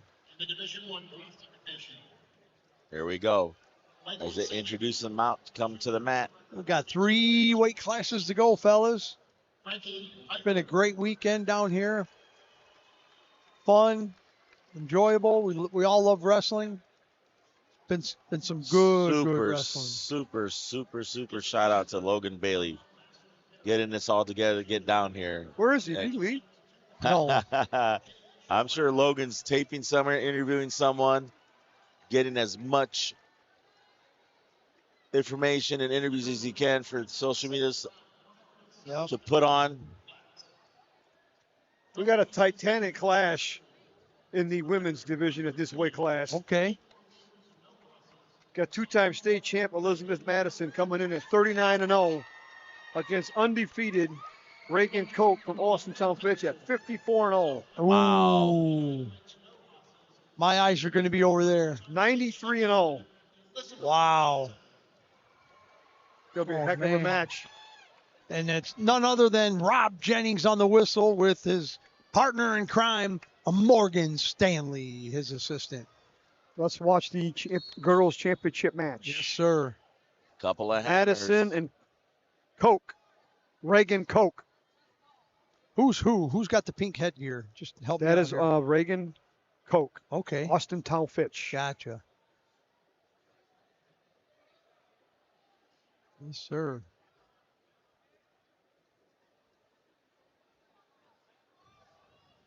Man, they are heavy hands over there. Some heavy hands over there. Elizabeth Madison is put together. Yep. Nice, strong legs, big arms. Going forward. Careful here. Koch is lengthy. She's long. Oh, she tosses her over the hip. Nice little dump by Loveland. Was that a dump or was that just a throw over? Both. Man alive. Gives her the Lots of 3-0 strength there. lead. Yes, absolutely. Still got that arm. She won't let that go. Oh! She's going to get her to her back. Yeah, Get some near fall here. She didn't give up on it. Nope. She's going with the bundle. Yep. She's trying to bundle her over. Bitty bundle, I call it. Take that head block. She's got it. How she getting it tight? How tight can she get it? Oof. Now she switches. Wow. It's just about over. It is. There it is. Oh, my. She's solid. Elizabeth Madison from Loveland. Wins her 3rd state title in impressive fashion. Wow. Moves her season record to 40-0. And that was the Gerald Grain Center pin sponsor. Wow. That was a complete domination, Hugo. I mean, when you're 54-0, who have you wrestled during the year when you got pinned in 123? Yeah, Reagan Koch. She never knew what it was like to be on her back, like you said earlier, Hugo. Yeah. She's undefeated, so she was never pinned this year, obviously. Yeah. But didn't know how to fight off her back. Wow, she didn't. When she went over, we knew it was over.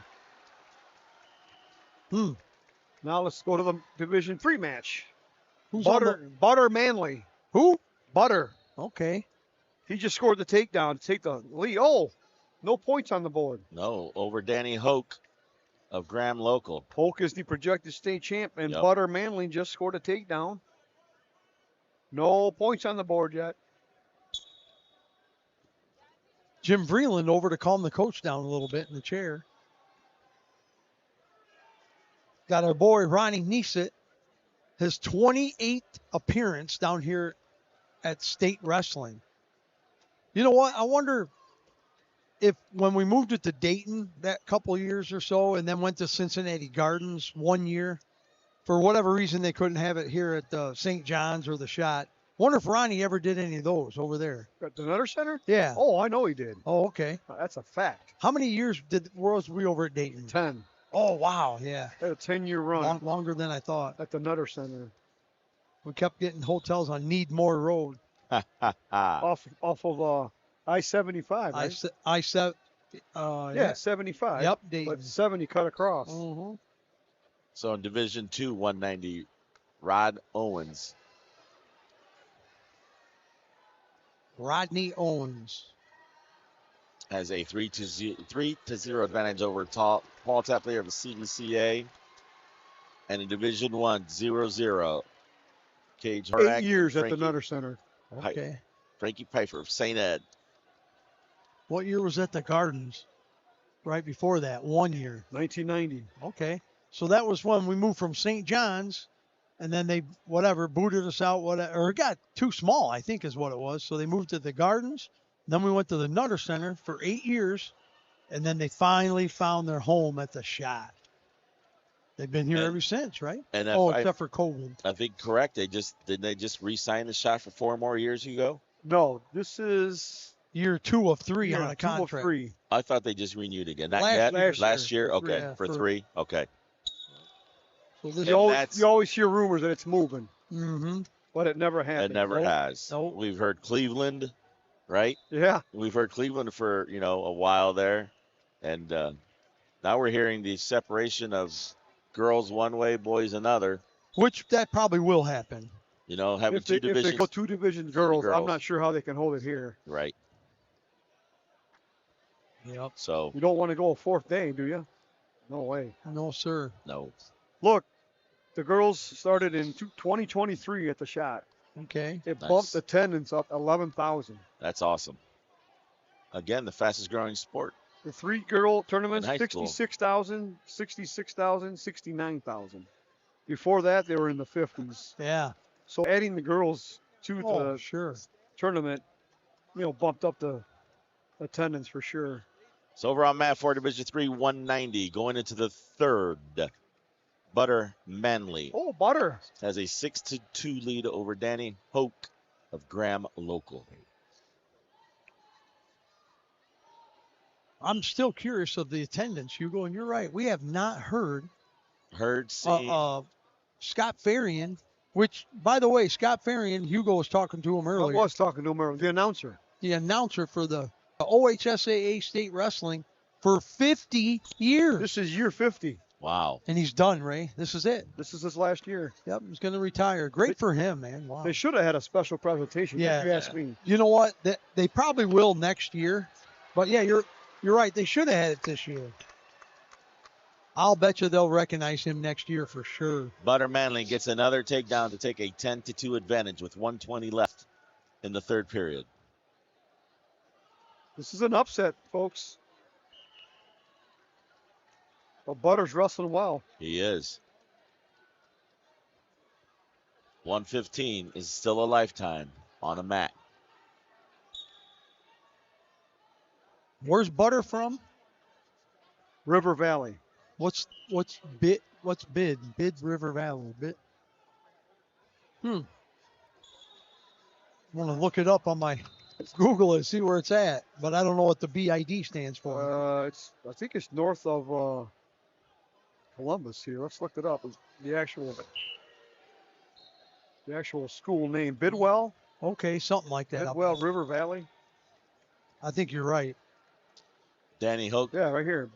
There it is. Bidwell River Valley, Bidwell, Ohio. Nice. Where's Bidwell, Ohio? I tell you, folks, Hugo Barajas. You're out of here? Has it all.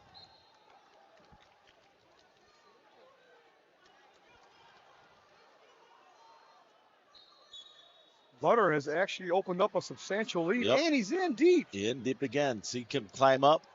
You got another 3. He gets it. Oh.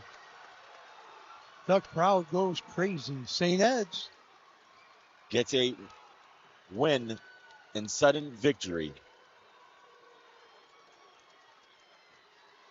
Frankie Pfeiffer, St. Ed's, with a sudden victory for a state title at 190. Bidwell's an hour and 45 minutes from here. Wow. You're probably going to guess east, right?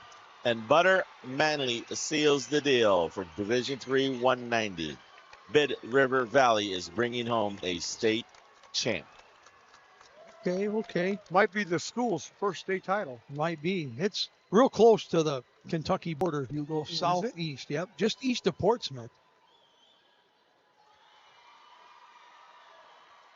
And on mat 3, Division II 190, Rod Owens of Alter has a 9-2 advantage over Paul Tepley.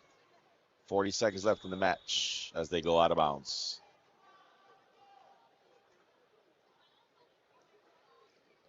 I They come back to the center. believe Rod Owens is playing football in college. Ooh, okay. It looks like a healthy either outside linebacker, maybe a DB. What do you think? I believe he plays safety. Yeah.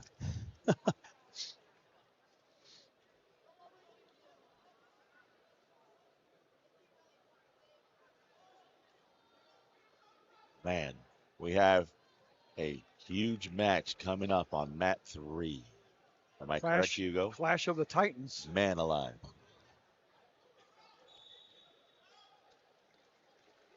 And the folk are starting to gather a little bit around here in this mat. Officials and red coats and media. Ooh, we got 3. Yep. Blood time. No, injury time. Ooh. On the shoulder. 7 seconds left. Rod Owens with a 12-2 lead. Mark Jane. It's going great. It's always great. Winding down here. I would have let that run, and that would have had all the injury time he needed. Right? Mm-hmm. Once the match is over, you got all the injury time you want. He's back up, coming to his feet, looks like. Taking a sip, says, okay, let me get back to the center and be done with this. Rod Owens, a 12-2 advantage, 7 seconds left before he is a state champion in Division II, 190. Two-time? Two-time state champion. Thank you. It'll be a second. Again, he let him up. Why would you let him up? He did. I guess time goes faster that way. Yeah. I don't know. And there it is. He's going to put up 2 fingers. What do you guys think? Probably. They're all taped together. Hugo, I don't know if he can. Yeah. Looks like he's got 2 casts on his hands. Yeah. Good job. Oh, he shoves his coach. That's funny. Man, that dude That put is a together. big man. He is put together. Definitely a D1 athlete. Oh, we have a poster. We have a banner. Uh-oh. Can we read the banner? What is it, 150? It says 150. 150. Yes, sir. Nobody's taking a picture. Yes, sir. Oh, look Logan at all Bailey the is. media. Look at the media down there. They don't care. I know. I spot Logan. Where's Waldo? I see him. He's on the match side. He's getting ready for this doozy of a match right here in Napoleon. Absolutely. Let's set up the scenario here. Yes, sir. Division III 215. We have Danny Zabrowski, Lake Catholic against Logan Souders of Graham Local. In Division I 215, Alan Egelhart, Avon against Aiden Peterson, St. Ed's. The girls 190, Riley Albron against Michaela Stork of Port Clinton. But on mat 3, Division II 215, Michael Boyle Watterson against George Eggers of Napoleon. You talk about 2 well-built men going on the mat. We're going to see it now, Hugo. One just walked off as a champ. Now we're going to have 2 more on. Damn. Georgie boy, the hammer.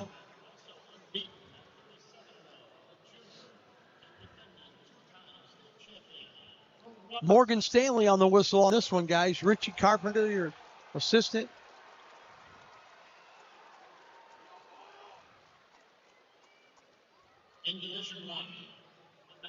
All business. Both gentlemen scowl-faced, ready to go. Someone's going to leave here with a loss, huh, Hugo? Somebody's O must go. Somebody's O must go. There you I like go. I like that. Oh, I found Jack Crew.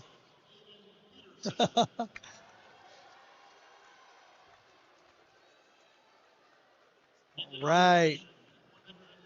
Do not leave your device if you can hear me. We're about to go down right now. Going to be a good one here. Then at heavyweight, we got Gabby Oregon coming up too for the Blue Streak. So 2 more rounds here. Rounds. 2 more matches. Actually, 2 more rounds. No, not rounds. Not rounds. No, I'm not. Here we go. We're No. shaking hands on Division 2. Boyle, Eggers, a match we sort of anticipated here. Oh, he's grabbing his headgear. Headgear or hair, one or the other. They're battling. Heavy hands, both of them. Trying to get inside positioning here. Head to head.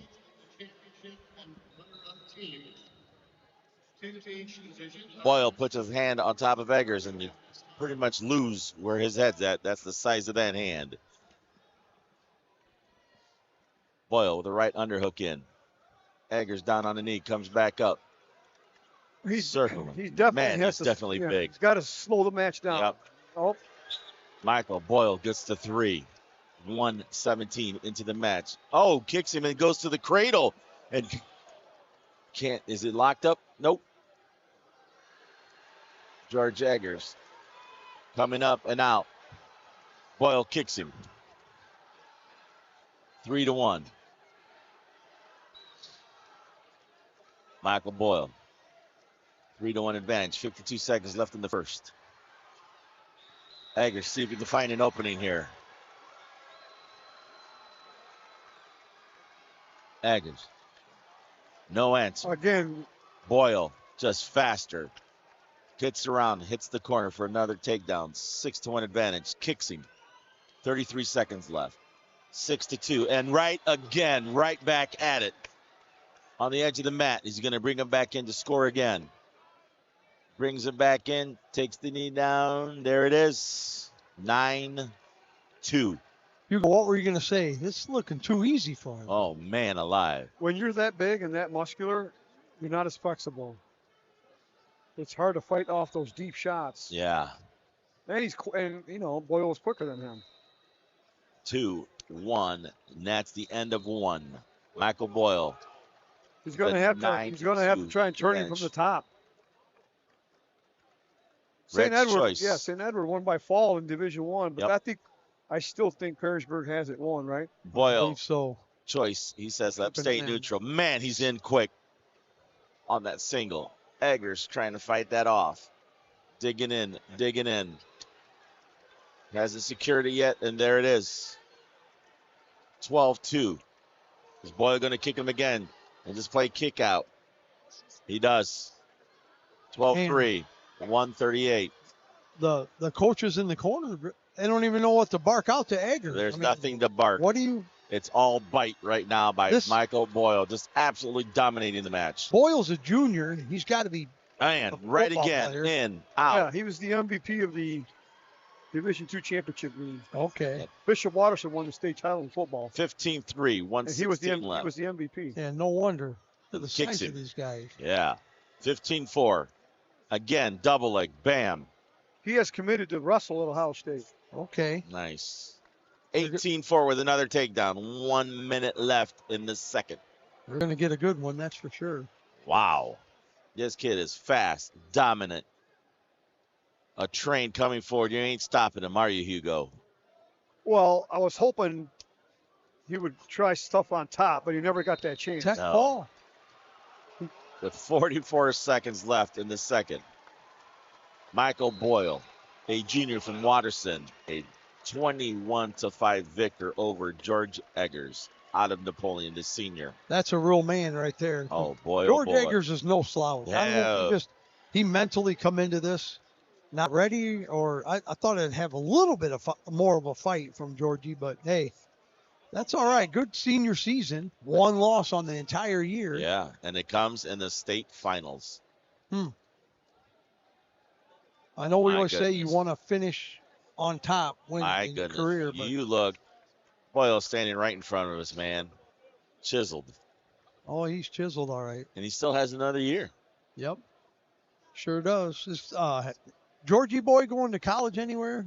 Play don't know. football or Georgie wrestling? has announced he will not. He will go into the workforce. He's currently working construction, and that's what he wants to do. Okay. Yep, I did not hear that. Yep. But we're going to play a quick commercial break here. And then we're going to come back and let you know about the heavyweights here. 235, Absolutely. 285. We got a match here. Yep. Let's take a quick break, and we'll go from there. For 26 years, Burkholder Taxidermy has been Northwest Ohio's trusted full-service taxidermist. From game heads to lifelike mounts, we provide exceptional quality and craftsmanship. Preserve your memories with Burkholder Taxidermy, where experience meets excellence. Located at 19331 Buckskin Road, Defiance, Ohio. Give them a call at 419-782-9538. Check out the Liberty Center Wrestling Club. Wrestlers of all experience levels can learn the fundamentals of the sport while developing toughness, work ethic, and teamwork. With dedicated coaches and a strong wrestling tradition, the Liberty Center Wrestling Club is a great place for athletes to grow both on and off the mat. Join the tradition and get on the mat with the Liberty Center Wrestling Club. The Liberty Center Wrestling Club says good luck to the Liberty Center wrestlers down at State. Champions aren't born, they're built. At Tomahawk Wrestling Club in Wauseon, we're shaping the next generation of wrestlers with year-round training for kids in grades K through 6. Led by Wauseon varsity wrestling coach Mike Ritter, our program focuses on fundamentals, technique, and mental toughness in a fun and competitive environment. Get your young wrestler on the path to success. Contact us today and join the Tomahawk tradition. Champions are built in the practice room, and that's exactly what you'll find at Delta Wrestling Club. With dedicated coaching and competitive training, wrestlers can develop the skills and confidence needed to succeed on the mat. Get stronger, get faster, get better with Delta Wrestling Club. Delta Wrestling Club wishes all Delta wrestlers good luck at State. Take your wrestling to the next level with Streak Wrestling Club. Our experienced coaches help wrestlers of all ages sharpen technique, build strength, and compete at their best. Train year-round, improve your skills, and join a team committed to success on and off the mat. Push harder, wrestle smarter, rise with Streak Wrestling Club. Streak Wrestling Club wishes all Archbold wrestlers good luck down at State. Take your wrestling to the next level with Empire Wrestling Club in Wauseon. Empire offers high-level coaching, competitive training, and a place for wrestlers to sharpen their skills year-round. Whether you're looking to improve technique, build strength, or compete at a higher level, Empire Wrestling Club is committed to helping athletes reach their full potential. The Continental Plaza in Wauseon is your all-in-one stop for convenience. Located at 1265 Shoup Avenue, Continental Plaza offers quality fuel and fast and convenient drive-thru and a dependable car wash to keep your vehicle looking its best. Proudly supporting local schools and area athletics, Continental Plaza is committed to investing in the Wauseon community. Visit Continental Plaza at 1265 Shoup Avenue in Wauseon, where convenience, service, and community come together. The Continental Plaza in Wauseon is your all-in-one stop for convenience. Located at comes to agricultural partners, there's one name Northwest Ohio trusts. The Gerald Grain Company has you covered. From expert grain marketing and storage to quality feed and agronomy services, Gerald Grain Company supports local farmers with reliable solutions at multiple locations, including Napoleon, Ridgeville, Archbold, Hamler, Wauseon, Liberty Center, Delta, and Glandorf. Visit GeraldGrain.com to learn how we can help your operation succeed. The Gerald Grain Company, rooted in farming, committed to your success. Looking for great food, cold drinks, and all the big games live? Head to Realwood Sports Bar and Grill in Wauseon, Ohio. From juicy burgers to fresh wings and ice-cold adult beverages, we've got your favorites. Join us tonight and catch the action. Visit RealwoodKitchen.com for the menu and more info. That's Realwood Sports Bar and Grill. Good food, good friends, good times. The Continental Plaza in Wauseon is your all-in-one stop for convenience. Located at 1265 Shoup Avenue, Continental Plaza offers quality fuel and fast and convenient drive-thru and a dependable car wash to keep your vehicle looking its best. Proudly supporting local schools and area athletics, Continental Plaza is committed to investing in the Wauseon community. Visit Continental Plaza at 1265 Shoup Avenue in Wauseon, where convenience, service, and community come together. Baden Stevens Body Shop is your #1 voted auto body shop in Northwest Ohio. We are your experts on all makes and models and are the only Chrysler, Ford, and GM certified collision repair center in the area.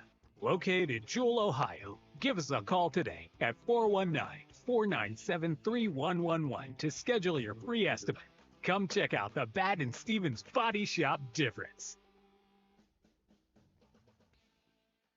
Need a new favorite coffee spot? Step inside Cabin Fever Coffee in Defiance, a cozy lodge-style coffee shop serving handcrafted specialty drinks, breakfast, and lunch. Whether you're meeting with friends, studying, or grabbing a quick pick-me-up through the drive-thru, Cabin Fever is the perfect place to warm up and relax. Visit the downtown Cabin Fever, the south side location with a drive-thru, or their location at Northwest State Community College. Cabin Fever Coffee, your cozy corner for great coffee. Learn more at cabinfevercoffee.com. Need a roof you can trust? Call the good guys. At Good Guys Roofing in Northwest Ohio, we handle roof repairs, replacements, siding, gutters, all built right the first time. Call 419-439-3430 today for your free roof inspection and quote. That's the Good Guys. Great roofs, honest service. And now, back to the OHSAA State Wrestling Tournament, bringing you all the action right here on NWO Sports Radio. Okay, we're back for more wrestling action. We're in our final weight class of tonight in your 2026 OHSAA Wrestling Championships. And I believe we have a match that we're going to cover. Who is it, Hugo? Okay, we've got the fine senior from Art School, Gabi Oregon. Comes in at 37-2, finalist. Going against unbeaten from Berea Mid-Park, unbeaten Deanna Borders, the defending state champ, who's also ranked like top 3 in the country. Oh, my word. Deanna Borders. But she only won her semi 1-0. So there's kinks in the armor.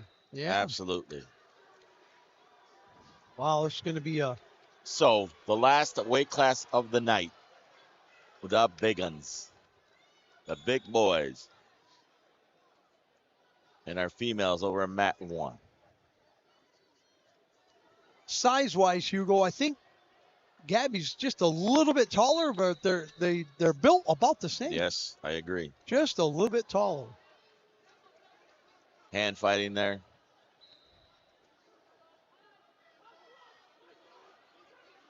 Coach Cody Roofer, and I don't know who else is in the chair. Might be Coach Meyer. I'm not sure who's right. See.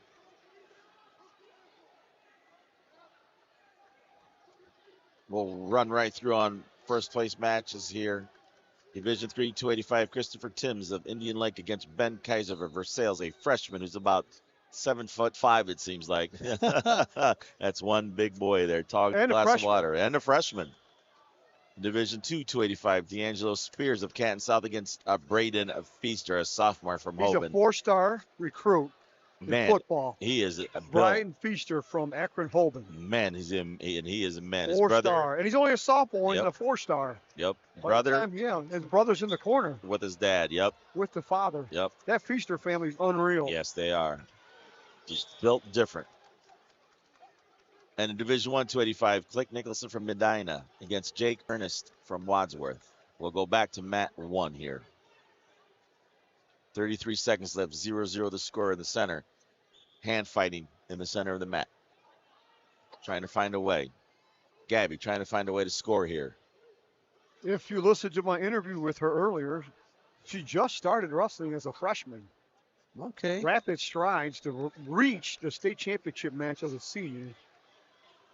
So you might as well take advantage of it and just go for it. Do whatever you got to do. Absolutely. Yep. She chose not to wear the hot pink singlet that her teammate did. Correct.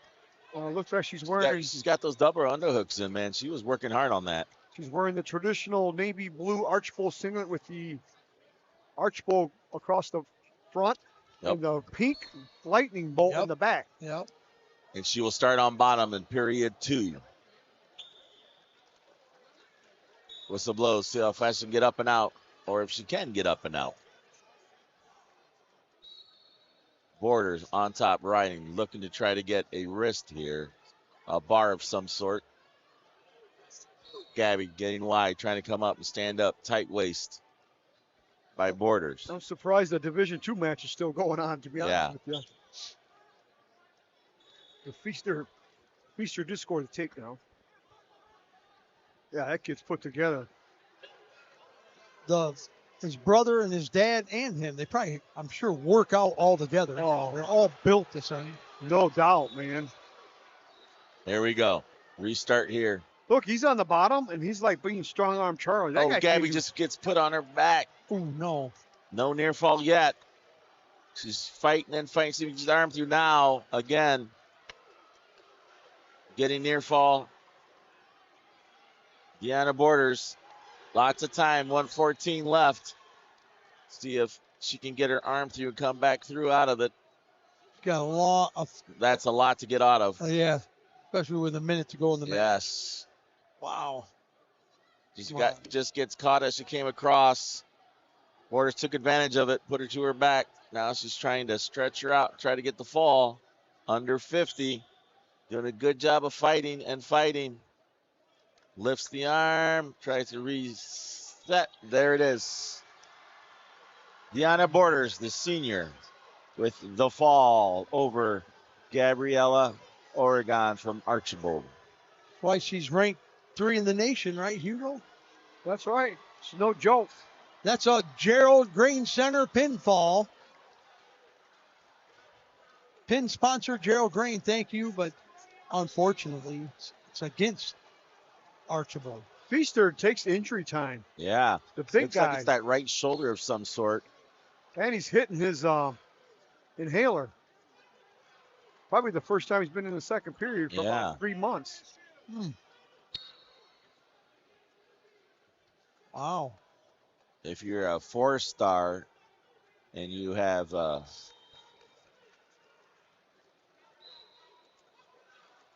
looks like he's really gassed out. We're only in the second period. Yeah. Like you said, I don't think he's used to wrestling this long. Here we go, getting reset. His brother is 1 year older, grade higher. He's a better wrestler than this guy, and he chose not to wrestle this year. He told, I heard him talk, whoa.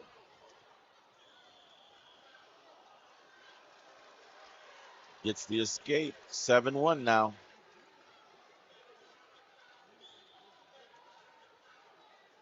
Feaster up. 7-1, 44 seconds in the second. Finish your story. You heard him talking. They asked the older brother, who's already a 2-time finalist, asked him why he's not wrestling this year. He said he made a business decision not to wrestle. There you go. 25 seconds left. He has 41 Division I college football offers. Dang. I wouldn't wrestle either. Yep. Pick of the litter for him, wherever he wants to go. Feaster's down on his knees, not really doing anything. And just comes up with a 7-1 advantage with 5 seconds left in the second. We're going to the third. Looking for some air, trying to get some oxygen in those lungs. Christopher Timms. I apologize. D'Angelo Spear goes down. Down 7-1. 2 minutes. Got a caution on green by the off official. Get reset.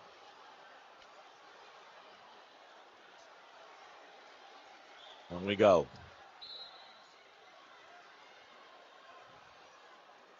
D'Angelo up on his feet. Comes up. Working. Holding on to that leg. Goes to both. Keeps coming up. Trying to come up. And we stop the match there. We have locking hands. So 1:39 left in the third.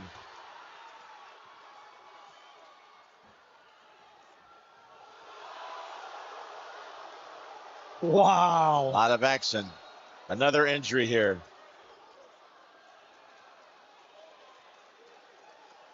What a match. This is why people should not leave. Yeah.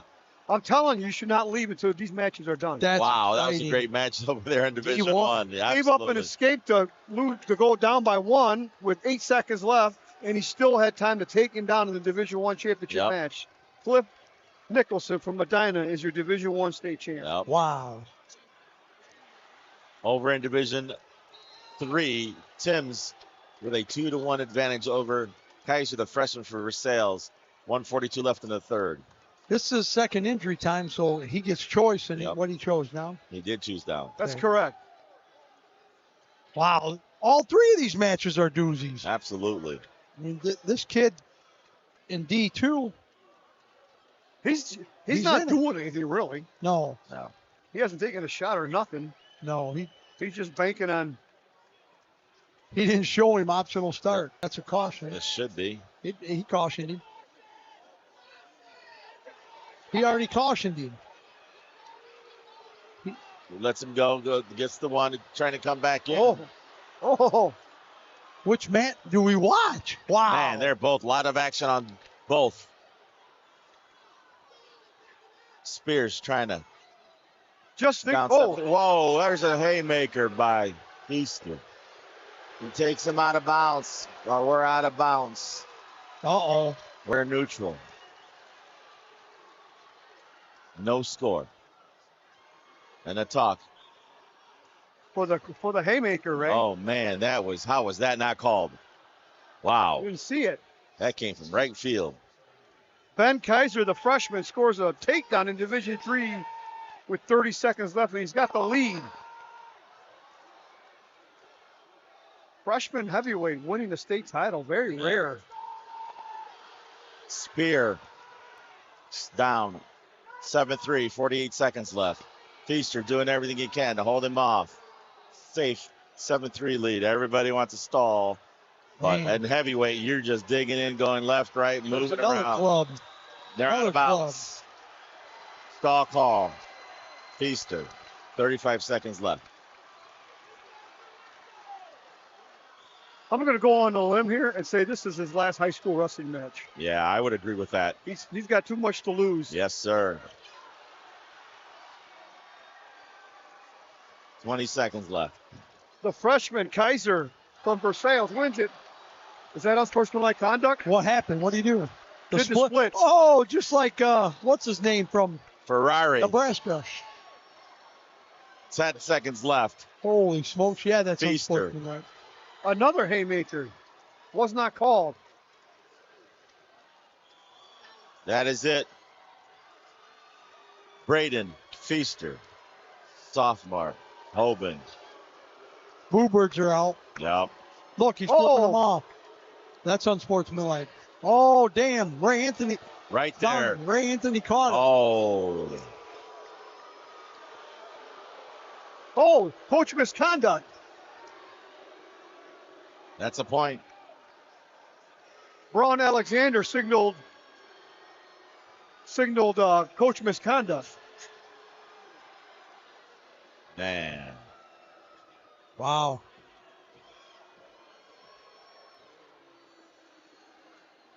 A lot of post-match action occurred. Uncalled for. But, hey, last year was no different with the Feaster family, if you remember correctly. You know, respect the sport. I guess, again, you don't leave. Don't leave the arena. And that's going to close out this 2020 state wrestling. What a great, great weekend I've had here with Hugo Barajas, Doug Cutsley, Logan Bailey. I wish I could say the same for me, Ray. Man alive. Throws me under the bus. Good ride, good fun. Thanks, Logan Bailey, for having us again. Absolutely. We're going to some mats here real quick, and we'll sign off here in a second. Again, all our sponsors, all the people that clicked in, give us more advice what you want to hear next year. We will be back down to the shot next year. You got and that away right. we go. Thank you, gentlemen. Be safe travels home to everyone. The Continental Plaza in Wasion is your all-in-one stop for convenience. Located at 1265 Shoup Avenue, Continental Plaza offers quality fuel and fast and convenient drive-through and a dependable car wash to keep your vehicle looking its best. Proudly supporting local schools and area athletics, Continental Plaza is committed to investing in the Wasion community. Visit Continental Plaza at 1265 Shoup Avenue in Wasion, where convenience, service, and community come together. Baden Stevens Body Shop is your #1 voted auto body shop in Northwest Ohio. We are your experts on all makes and models and are the only Chrysler, Ford, and GM certified collision repair center in the area. Located in Jewel, Ohio, give us a call today at 419-497-3111 to schedule your free estimate. Come check out the Baden Stevens Body Shop difference. Need a new favorite coffee spot? Step inside Cabin Fever Coffee in Defiance, a cozy lodge-style coffee shop serving handcrafted specialty drinks, breakfast, and lunch. Whether you're meeting with friends, studying, or grabbing a quick pick-me-up through the drive-thru, Cabin Fever is the perfect place to warm up and relax. Visit the downtown Cabin Fever, the south side location with a drive-thru, or their location at Northwest State Community College. Cabin Fever Coffee, your cozy corner for great coffee. Learn more at cabinfevercoffee.com. Need a roof you can trust? Call the Good Guys. At Good Guys Roofing in Northwest Ohio, we handle roof repairs, replacements, siding, gutters, all built right the first time. Call 419-439-3430 today for your free roof inspection and quote. That's the Good Guys. Great roofs, honest service. For 26 years, Burkholder Taxidermy has been Northwest Ohio's trusted full-service taxidermist. From game heads to lifelike mounts, we provide exceptional quality and craftsmanship. Preserve your memories with Burkholder Taxidermy, where experience meets excellence. Located at 19331 Buckskin Road, Defiance, Ohio. Give them a call at 419-782-9538. Check out the Liberty Center Wrestling Club. Wrestlers of all experience levels can learn the fundamentals of the sport while developing toughness, work ethic, and teamwork. With dedicated coaches and a strong wrestling tradition, the Liberty Center Wrestling Club is a great place for athletes to grow both on and off the mat. Join the tradition and get on the mat with the Liberty Center Wrestling Club. The Liberty Center Wrestling Club says good luck to the Liberty Center wrestlers down at State. Champions aren't born, they're built. At Tomahawk Wrestling Club in Wauseon, we're shaping the next generation of wrestlers with year-round training for kids in grades K through 6. Led by Wauseon varsity wrestling coach Mike Ritter, our program focuses on fundamentals, technique, and mental toughness in a fun and competitive environment. Get your young wrestler on the path to success. Contact us today and join the Tomahawk tradition.